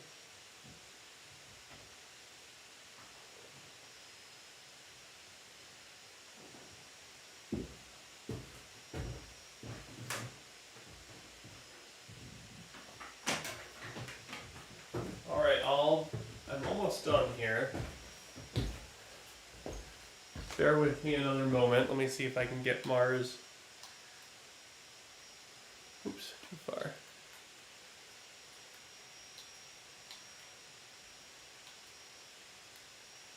There we go. Gives us some more time there. I'll be right back.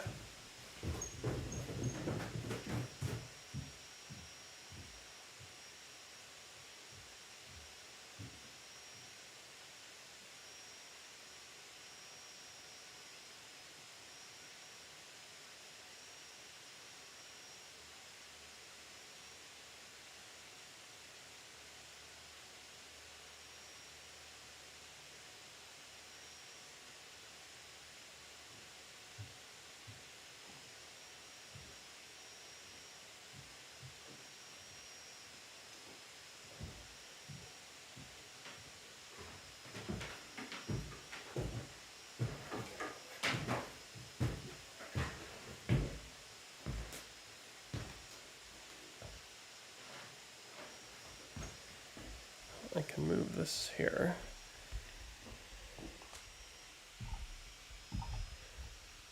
Gotta shift some stuff in the dome.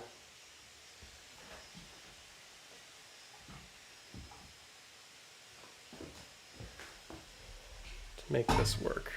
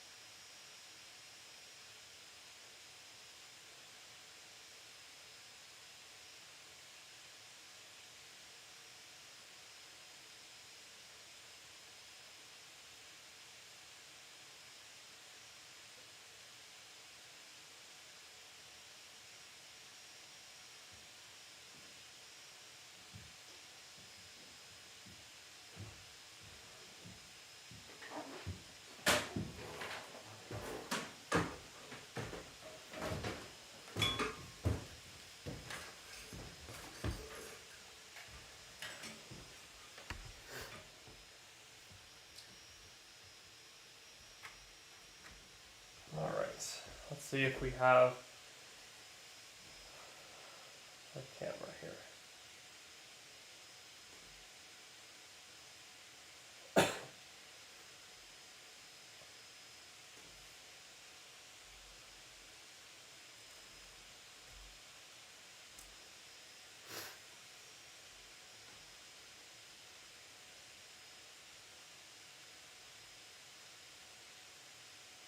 Yep, there it is.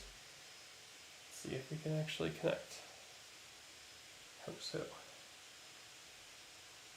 Yep. Okay. We're in business.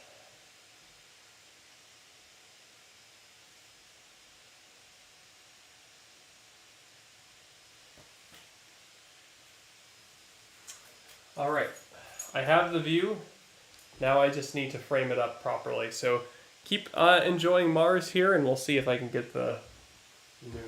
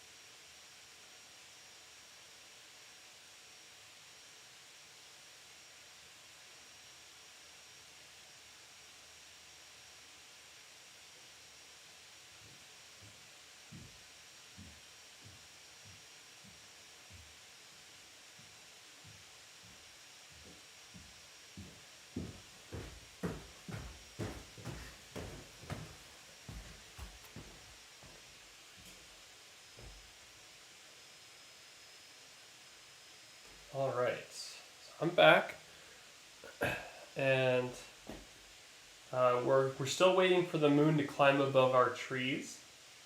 So we'll wait for that to happen here. And for now, we'll keep enjoying Mars, unless it's a planet you'd like to return to.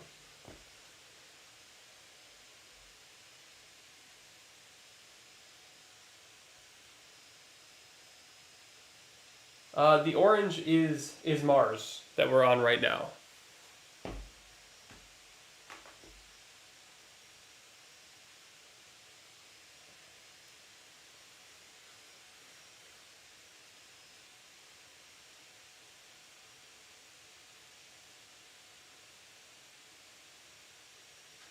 Fred, I wish I could pronounce. I'm going to call you Fred. I'm sorry.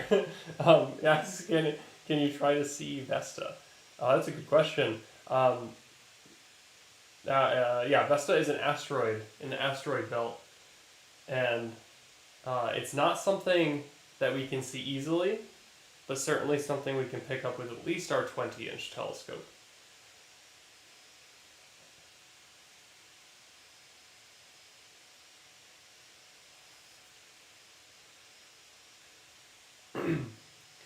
So in our planetary marathon, we still have potentially the Moon, Venus, and Mercury to go.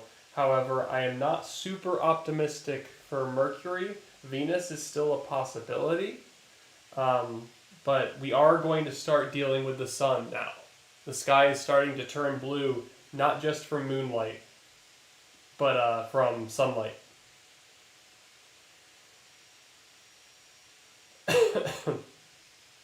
And I can probably show you that if I add another window here.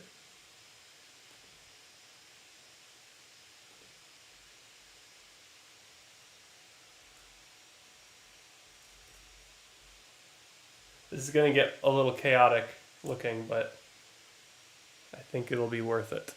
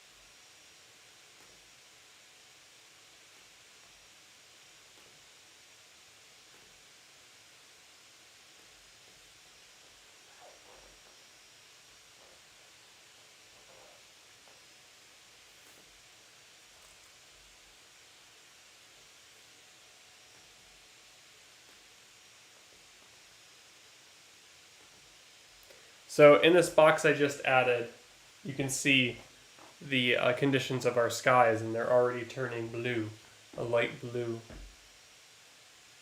But the planets are still out.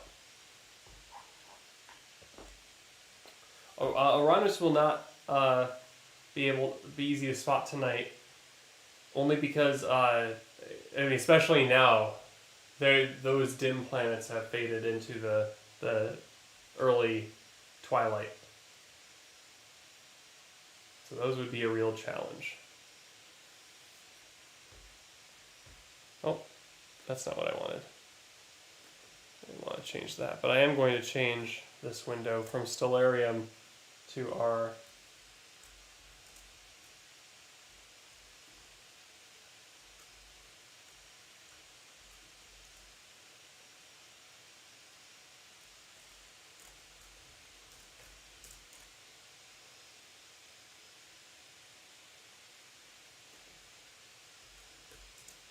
So I'm going to switch stellarium out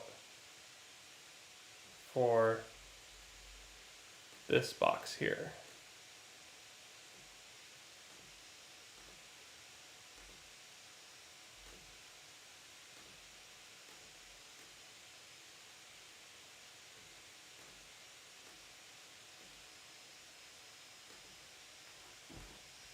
There you go.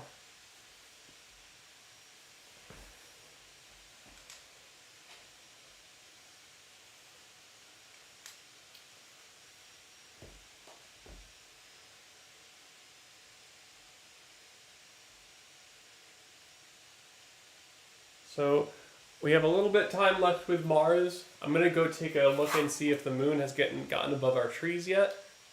This is the main limiting factor we're dealing with here, is our tree line. Our tree line does obstruct some of our viewing to the east, which makes it so it'll be very challenging to try and get Mercury at the tail end of this planetary marathon. But you, if you have a good sight line to the east, you might be able to spot it. Okay? Excuse me. So let me go out and see if I can find the moon.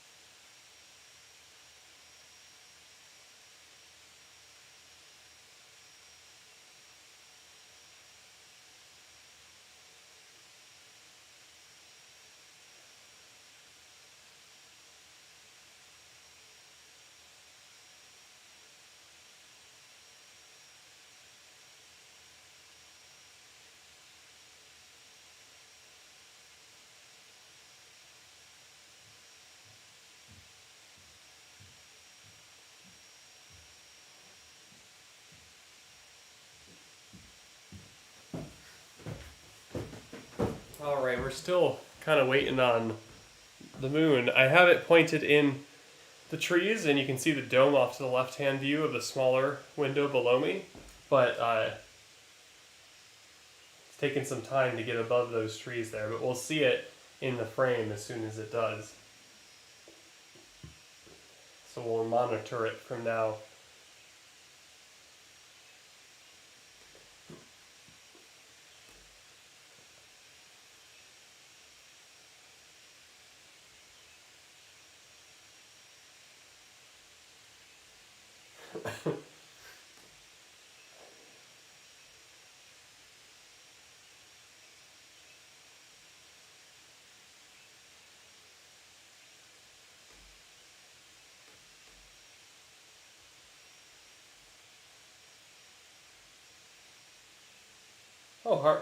Yep, RV here is reminding me that, yeah, we've got $135 raised of our $1,000 goal for the Summer Virtual Programs Fund.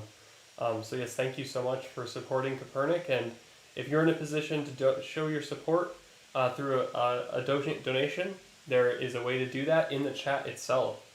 And if you want to see more programs like this more regularly and so forth, that's one way to support and show that you really enjoy it, and support the staff, the equipment, and the programming itself. So thank you so much for any kind of support you can deliver. If you want, you can like and subscribe to this video to show that you're enjoying this kind of content, and also stay up to date on upcoming observing live streams. If you want to do more of these, I currently have a plan for a Milky Way live stream in July, where we'll tour around the Milky Way, and it'll be more of a relaxing stream, not as rushed, and we'll just get to enjoy the stars in the sky.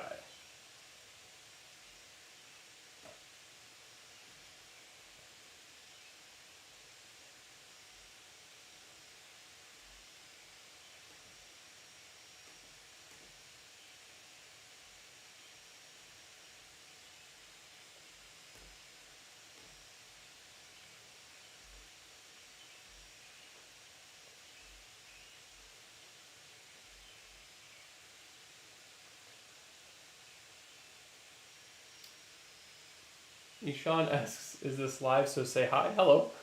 How are you? It is indeed live, and we're looking at a live image of Mars through our telescope behind me here. This is a 6-inch f12 super planetary refractor that we have at our observatory that is great for the planets, and we're kind of marathoning them as they're in alignment right now. I actually did go out further in our parking lot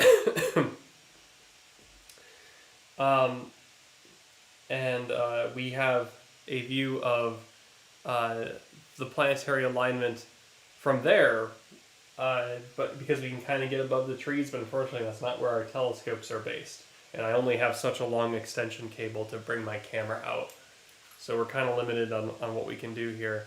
What is the it's still taking a bit of time for the moon to rise. It's pretty, but Venus is up. I did see Venus, so go ahead if you're in our area in New York or the surrounding area, go ahead and go see if you can spot Venus in your sky. One issue getting a picture of this event is that you need a really wide field of view. I had to use the widest lens on my camera, on my phone, to try and capture it all, which unfortunately is the lowest quality image as well. But I was able to get them. Venus, Mars, the moon, Jupiter, and Saturn. Oh, I mixed that up. Venus, the moon, Mars, Jupiter, and Saturn.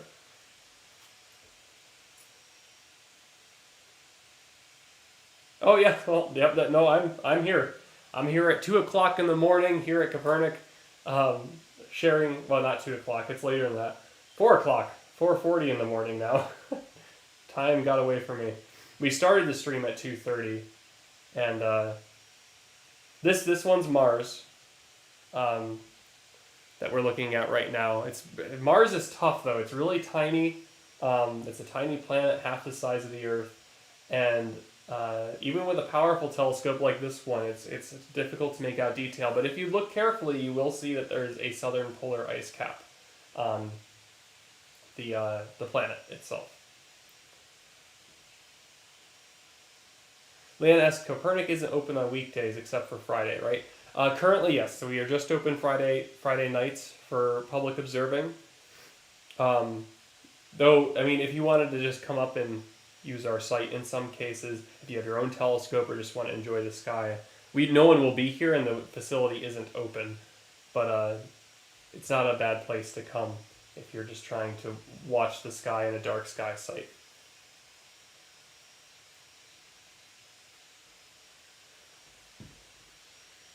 It's brightening up out there. I still see Jupiter in the sky. I still see Mars, though we're well into twilight now. How's the moon doing? Let's see if we can see the moon from in here. Nope, still the trees are still in our way.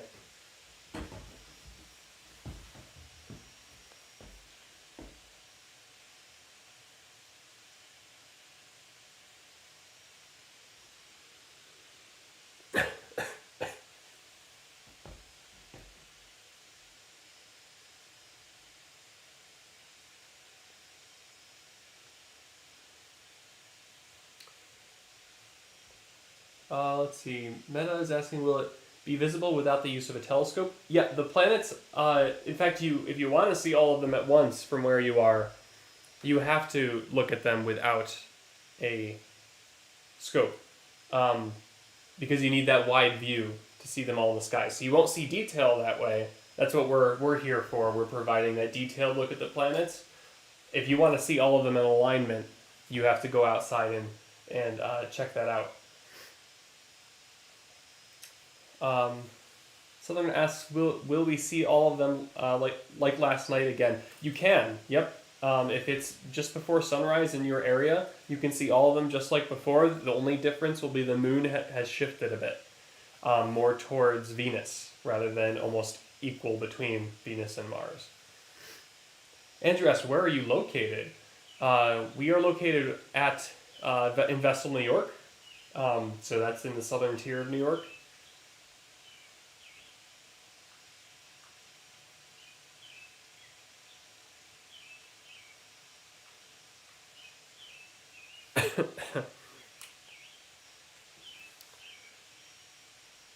But for us, it's going to be challenging to try and get Venus and Mercury because the sun is currently rising, and as the sky continues to brighten, it will be hard pressed to detect the light from Mercury, especially.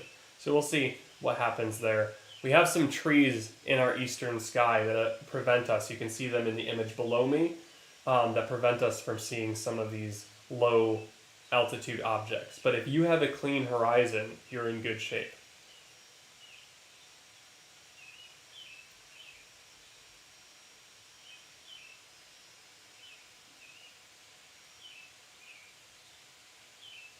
Oh, Leon's from the Astronomy Club at BU. Well, welcome. We're happy to have you here on the stream tonight. We've worked with the Astronomy Club there for a few programs. So we're happy to have a virtual collaboration here too.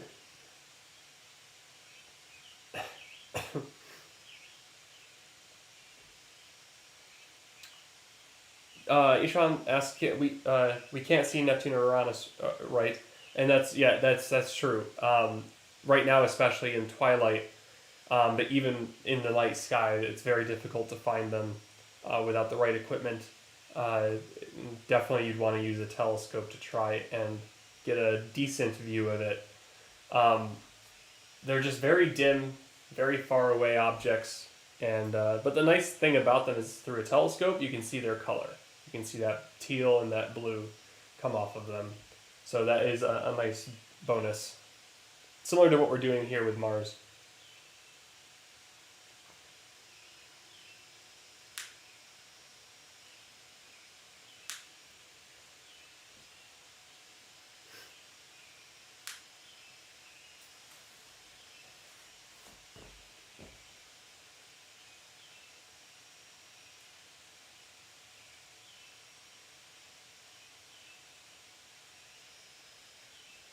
right, come on, moon. I think I'll go check on my camera and how much longer we have to wait before the moon shows up, and I'll be back with you in just a moment. We still have Mars in our field of view. Let me adjust that so it doesn't dip below the horizon there.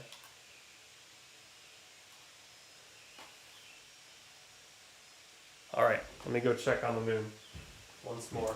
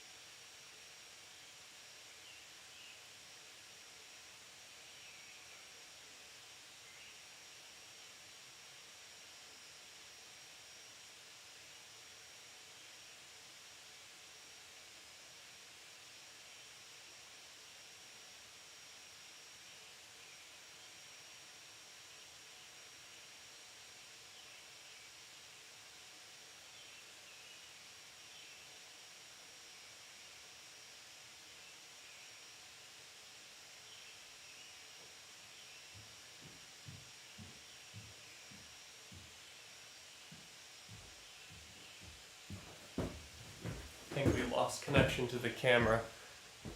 Did it come back? It came back. Okay, good. Let me go try again.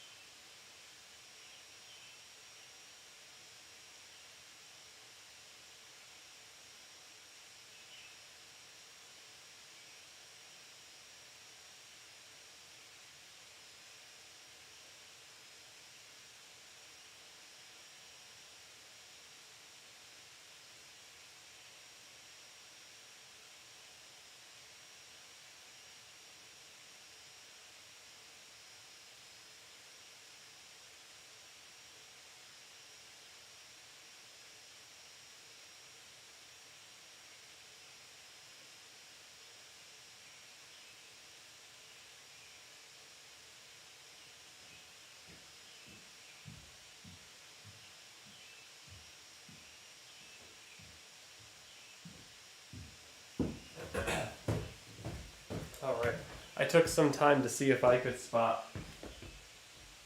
let's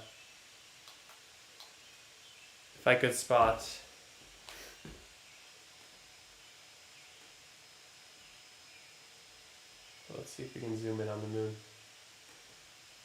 Mercury, I could not see it, sadly. It did not show up, but the moon is out. Nice crescent.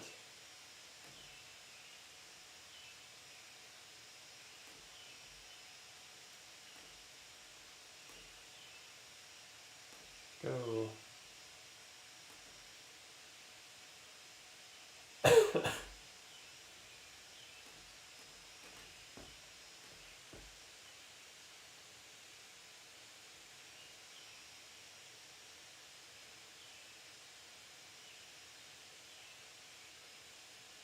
I wonder if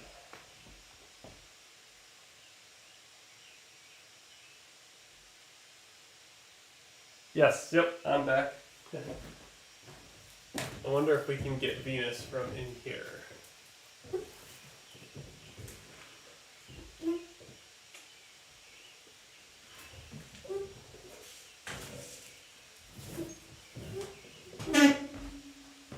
Because Venus is out, I could see it from the parking lot. The question is, is there any hope of getting it in the dome where the sun gets too bright? And it looks like the answer is unlikely at the moment, just because I see the moon just getting through the trees now. Venus is lower than the moon.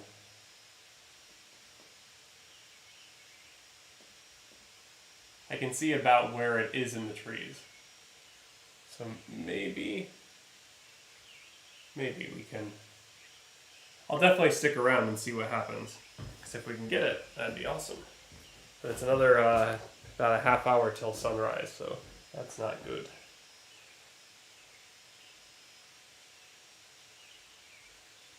Yeah, the moon is running away on us here. Because this is on a non-tracking mount. So we're just seeing it.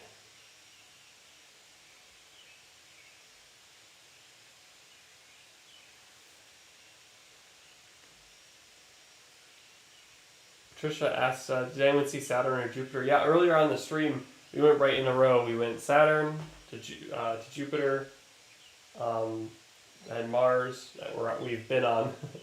And I suppose we could go to Jupiter once more. Let me know in the chat if you want to go back to Jupiter before we try for Venus.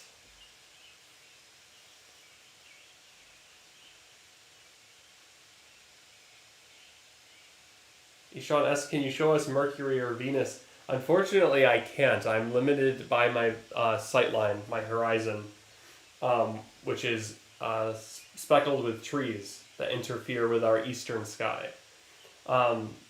It's kind of sad. Down the road from us, we have a nice field that allows for a good horizon view, but unfortunately, we have to get rid of some trees if we want to. If we want to see the eastern sky better.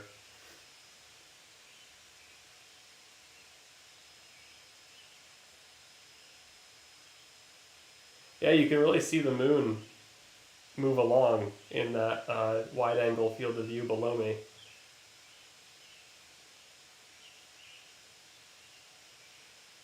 Can you guys hear the bird sounds through my microphone? Or is it another topic that I missed? Because I mean, there's a lot of birds up here chirping away.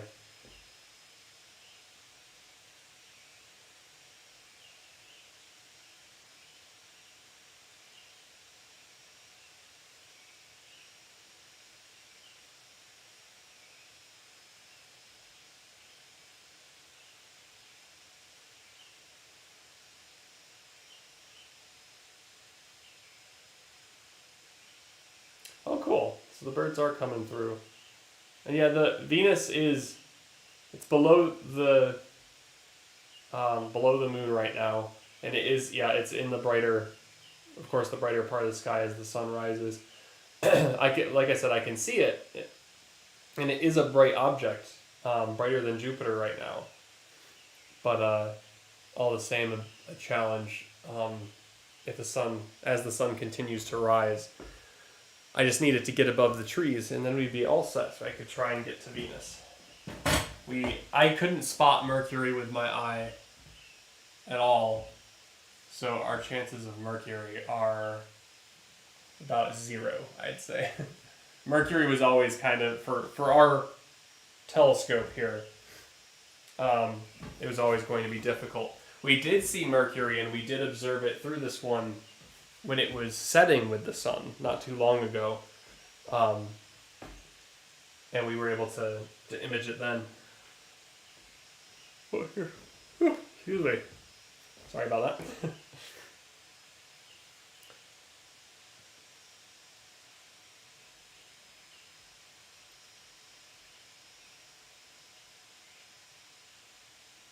Yeah, when Mercury's in that twilight, which it pretty much always is, it's really difficult to spot it.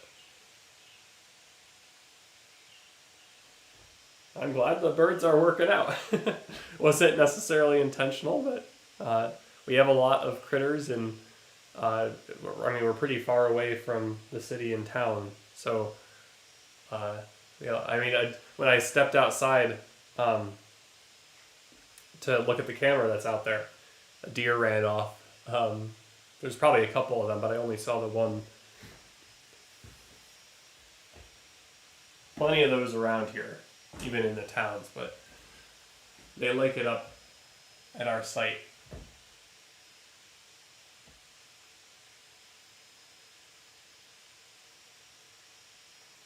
I did record a video of the planets I could see with my phone, and I did my best to sort of capture the arc across the sky as I did it. And I did take some pictures where I got Venus. I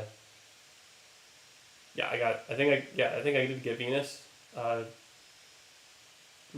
Moon, Mars, Jupiter, and Saturn. But of course, I couldn't get Mercury. So I might be able to share those with you at some point. But yeah, why don't we step away from Mars and take a look at Jupiter while it's still shining in the sky. And if Venus comes along, we'll go to Venus. Here is Jupiter now, once again. For those that didn't see it, or for those who want to see it again.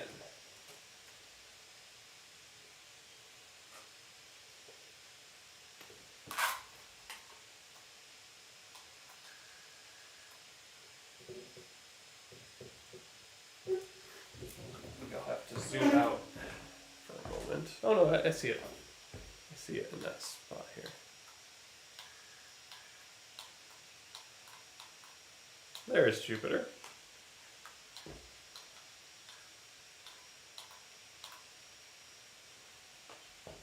There's the giant planet Jupiter.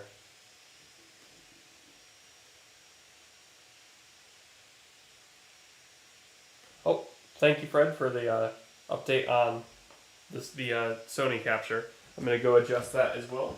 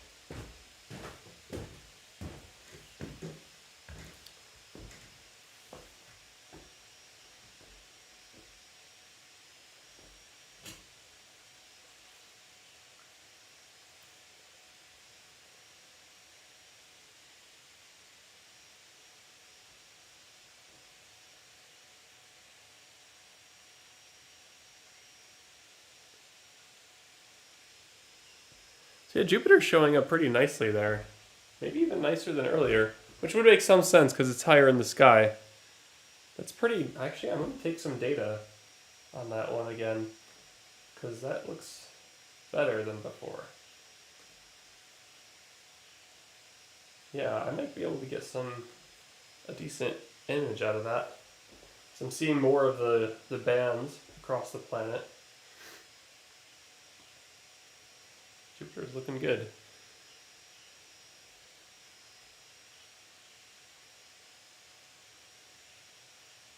Well, even though we won't be able to get every planet in this planetary alignment, I'm glad we did a planetary stream all the same, because it's been a while since we've done that.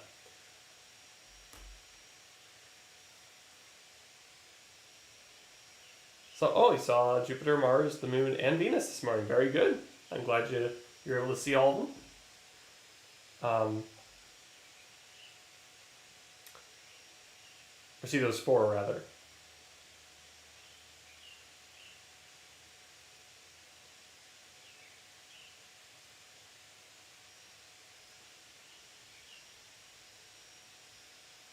Yes, Jupiter is above the Moon and further south. Yep, it's pretty high in the sky at this point.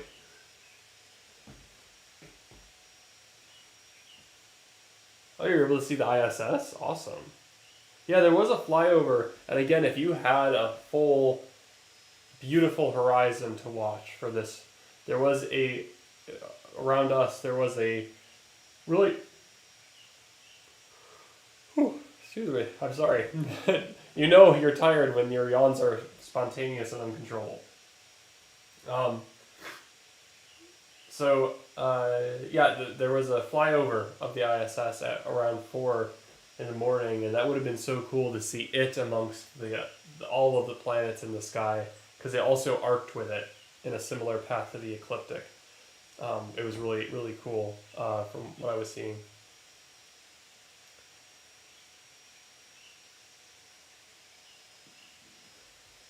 John S. is going to come out later in the Philippines. Actually, it'll be a nice view in the Philippines as well.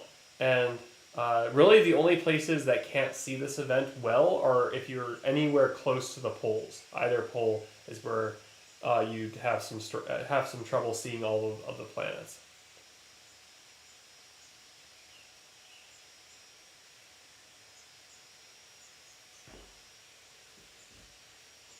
So we're basically looking at Jupiter in daylight at this point, and I do wonder if I cranked up some of the settings, maybe I can capture some blue color.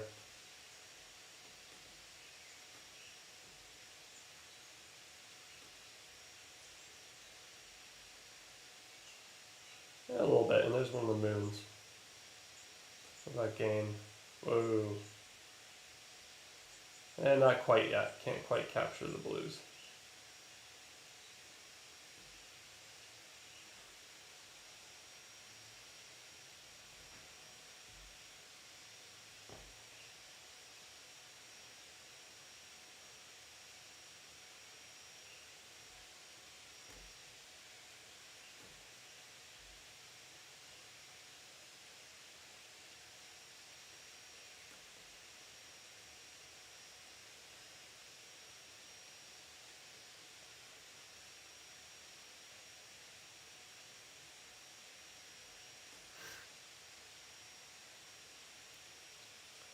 I really want to try and get Venus. Let's see how it's doing.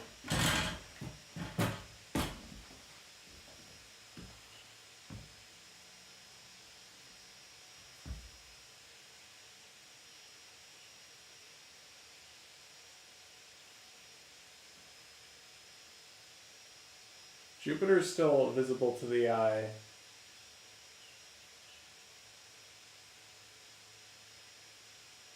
Which is a good sign for Venus. Even though it's closer to the sun, it is really bright, so it's still out there, I'm sure, although I can't see it.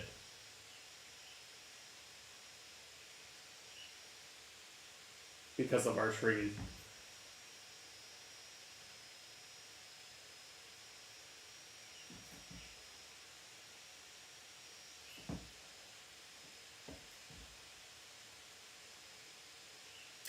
I wonder if I can pick it up in the camera, though, that's outside.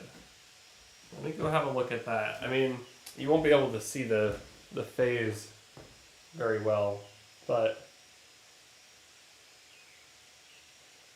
Patricia asks, is Saturn higher still in the sky and farther south? Yes, that's exactly right. Yep. Leanne asks, have you ever seen the Andromeda Galaxy with the naked eye? Yeah, that looks, in fact, we were able to see it tonight. It wasn't the focus of tonight's stream, of course, but we were up late enough that it was out. Andromeda was out, and I did get a glimpse of it. It is amazing to see that object. Just, you're seeing an entire galaxy with just with your own naked eye. It's just brilliant. Unaided eye, we also call that.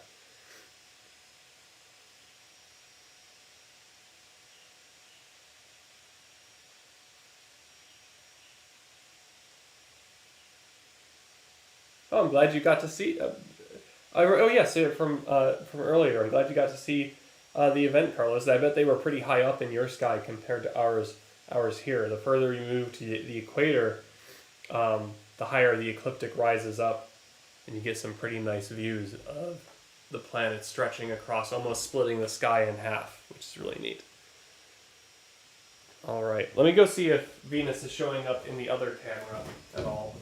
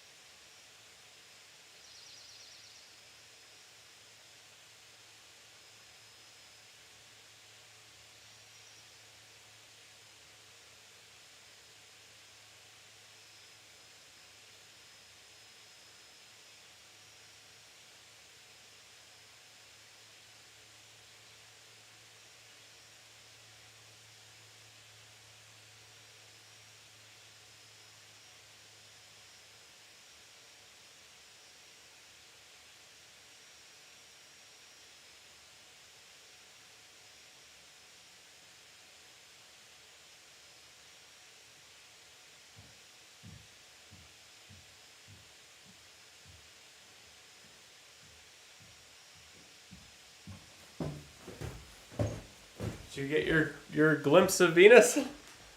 Let's see if I can zoom that in any, so you can get a little better view. Oh, is it already veering off into the trees again? Of course it is. All right, very quick here before it goes back in the trees. There's Venus. This is the only glimpse of it. I'll just be happy we got to see it. Oh, there it goes. Into the trees.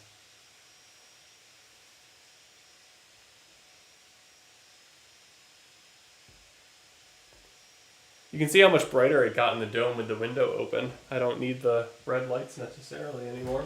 The camera seems to be doing a good job with the natural light coming through. There we go. Looks like it's coming back up over here. Peeking through the tree there.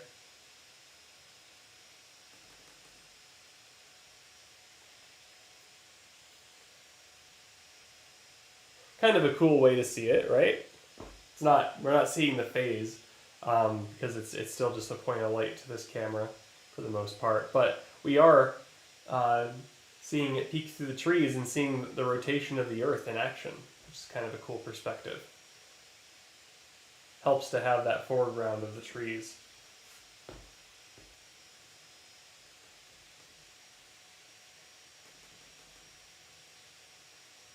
Look at it go. Patricia asks, can you do Saturn? We did do Saturn at the very beginning. Unfortunately, was among the first to be lost to the brightness of the sky. It's very bright out now for us here. So it'd be a challenge for me to find it. I can't see it with my eye anymore. And this telescope, the 6-inch refractor behind me, is not a go-to telescope. It is a tracking scope, but it can't find objects for me. The other two dome telescopes can, but this just happens to be the ideal one to use for the streams and with the cameras that we have at the moment.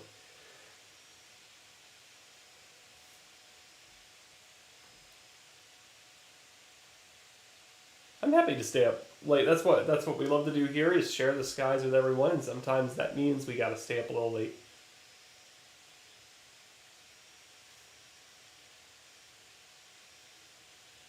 But he says they have a bunch of birds right near them too. Yeah, it's funny. Currently, I don't hear any chirping here. I will say that.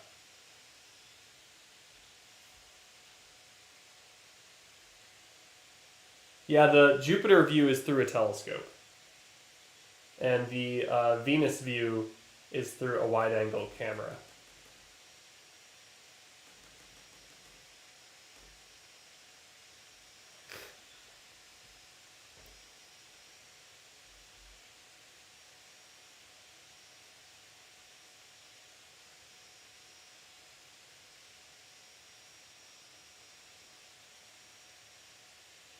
Margaret says they've missed a lot here in England. It's 10:20 a.m.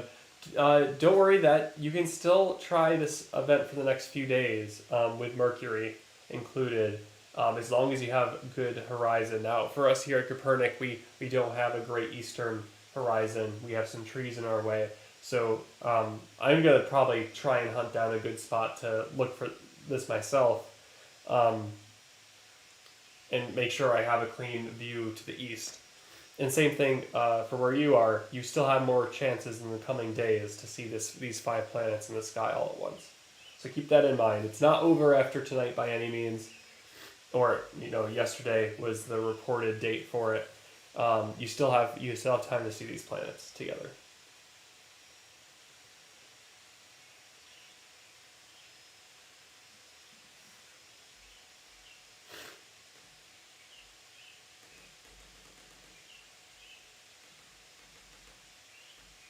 Oh, I gotta go adjust the view on the Sony camera.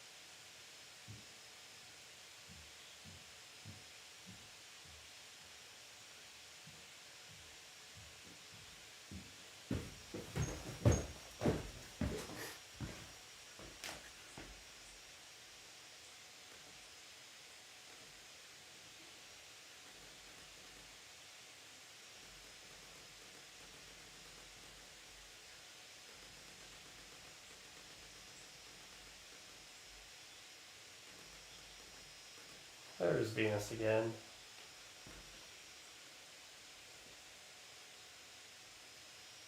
Oh, thank you so much for the donation, Patricia.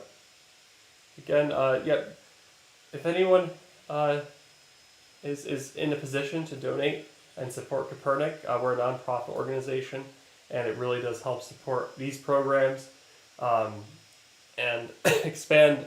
We just recently, with our amazing fundraiser we had for the lunar eclipse, we just did a huge upgrade to our streaming equipment so that we're using some of that today. In fact, we're using it on the Friday nights, and we'll use it on the future observing streams. I'd like to make a video to show you what we put together. So we'll maybe see that in the future. But yeah, if you're in a position to donate, there's a donate button in the live chat itself. Looks like two hands that make a heart. And 100% of those donations do go to Kopernik. There's no transaction fees that YouTube takes out of it or anything. So just so you know where your money is going.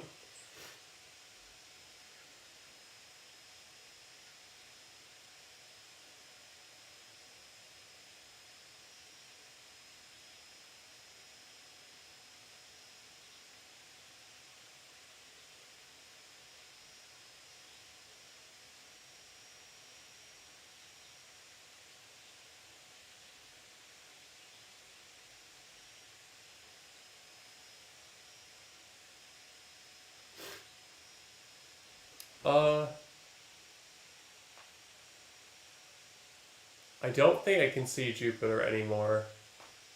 Mars also is lost to the blue sky at this point, so I won't be able to show those. That is one nice thing about the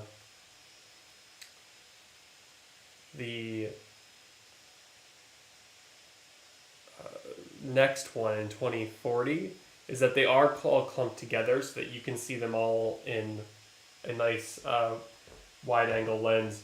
The lens I have on this one isn't quite capable of that.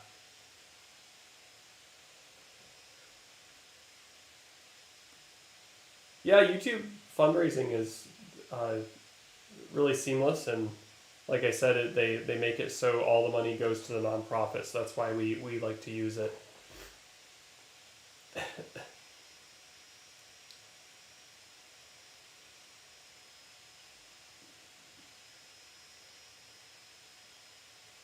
Alright, so at this stage, I think I am running out of steam here.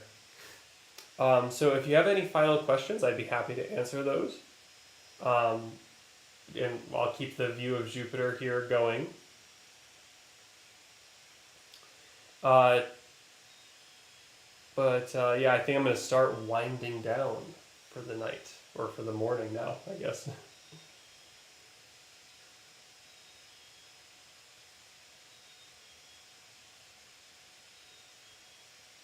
Oh, well, thank you so much for watching, Harry. Again, we appreciate you and everyone that's interacting in the chat. This is the kind of positive community we want to continue to build. Just keeping things interactive, I think, is really the goal, and just giving another option on ways how you can observe the sky, even when maybe your skies are cloudy. I certainly use resources like this when our skies are cloudy here for special events. So we want to just contribute to that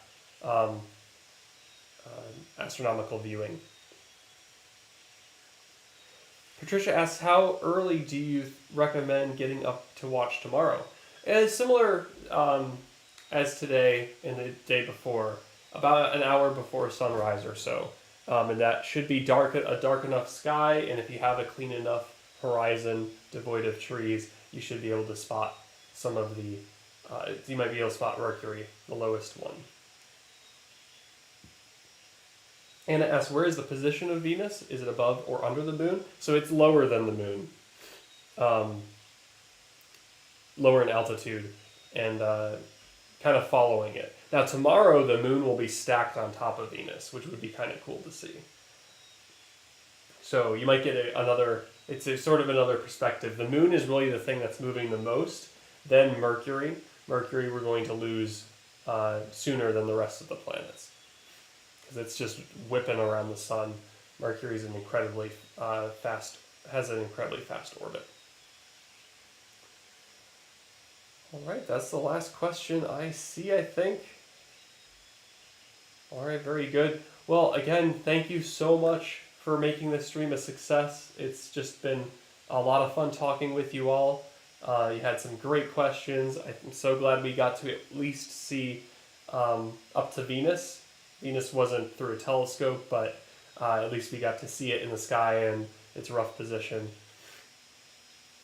And yeah, if you're looking to see this event over the next couple of days to see the planets in alignment, just remember you can see it in California. You can see it just about anywhere, just not really at the poles. If you get too close to the poles, you lose out on too much. Yeah, like and comment and subscribe. It really shows your support for events like this. And we'll some chats are still coming through.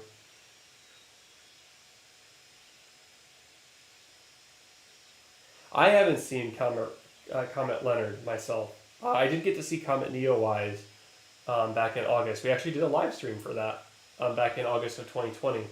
So that might be worth looking up on the channel if you want to see what that was like. That was very early days for us, so I apologize that it probably is quite poor quality, but it was fun to learn all the same. And here we are now. I think at least a little bit better. Okay. So I am going to wrap things up now. Thank you again. And stay tuned for the next observing live stream and our Kopernik Friday night live streams that we run every Friday on various presentations on various topics. So look forward to those as well. Thank you again, and we'll see you on the next stream.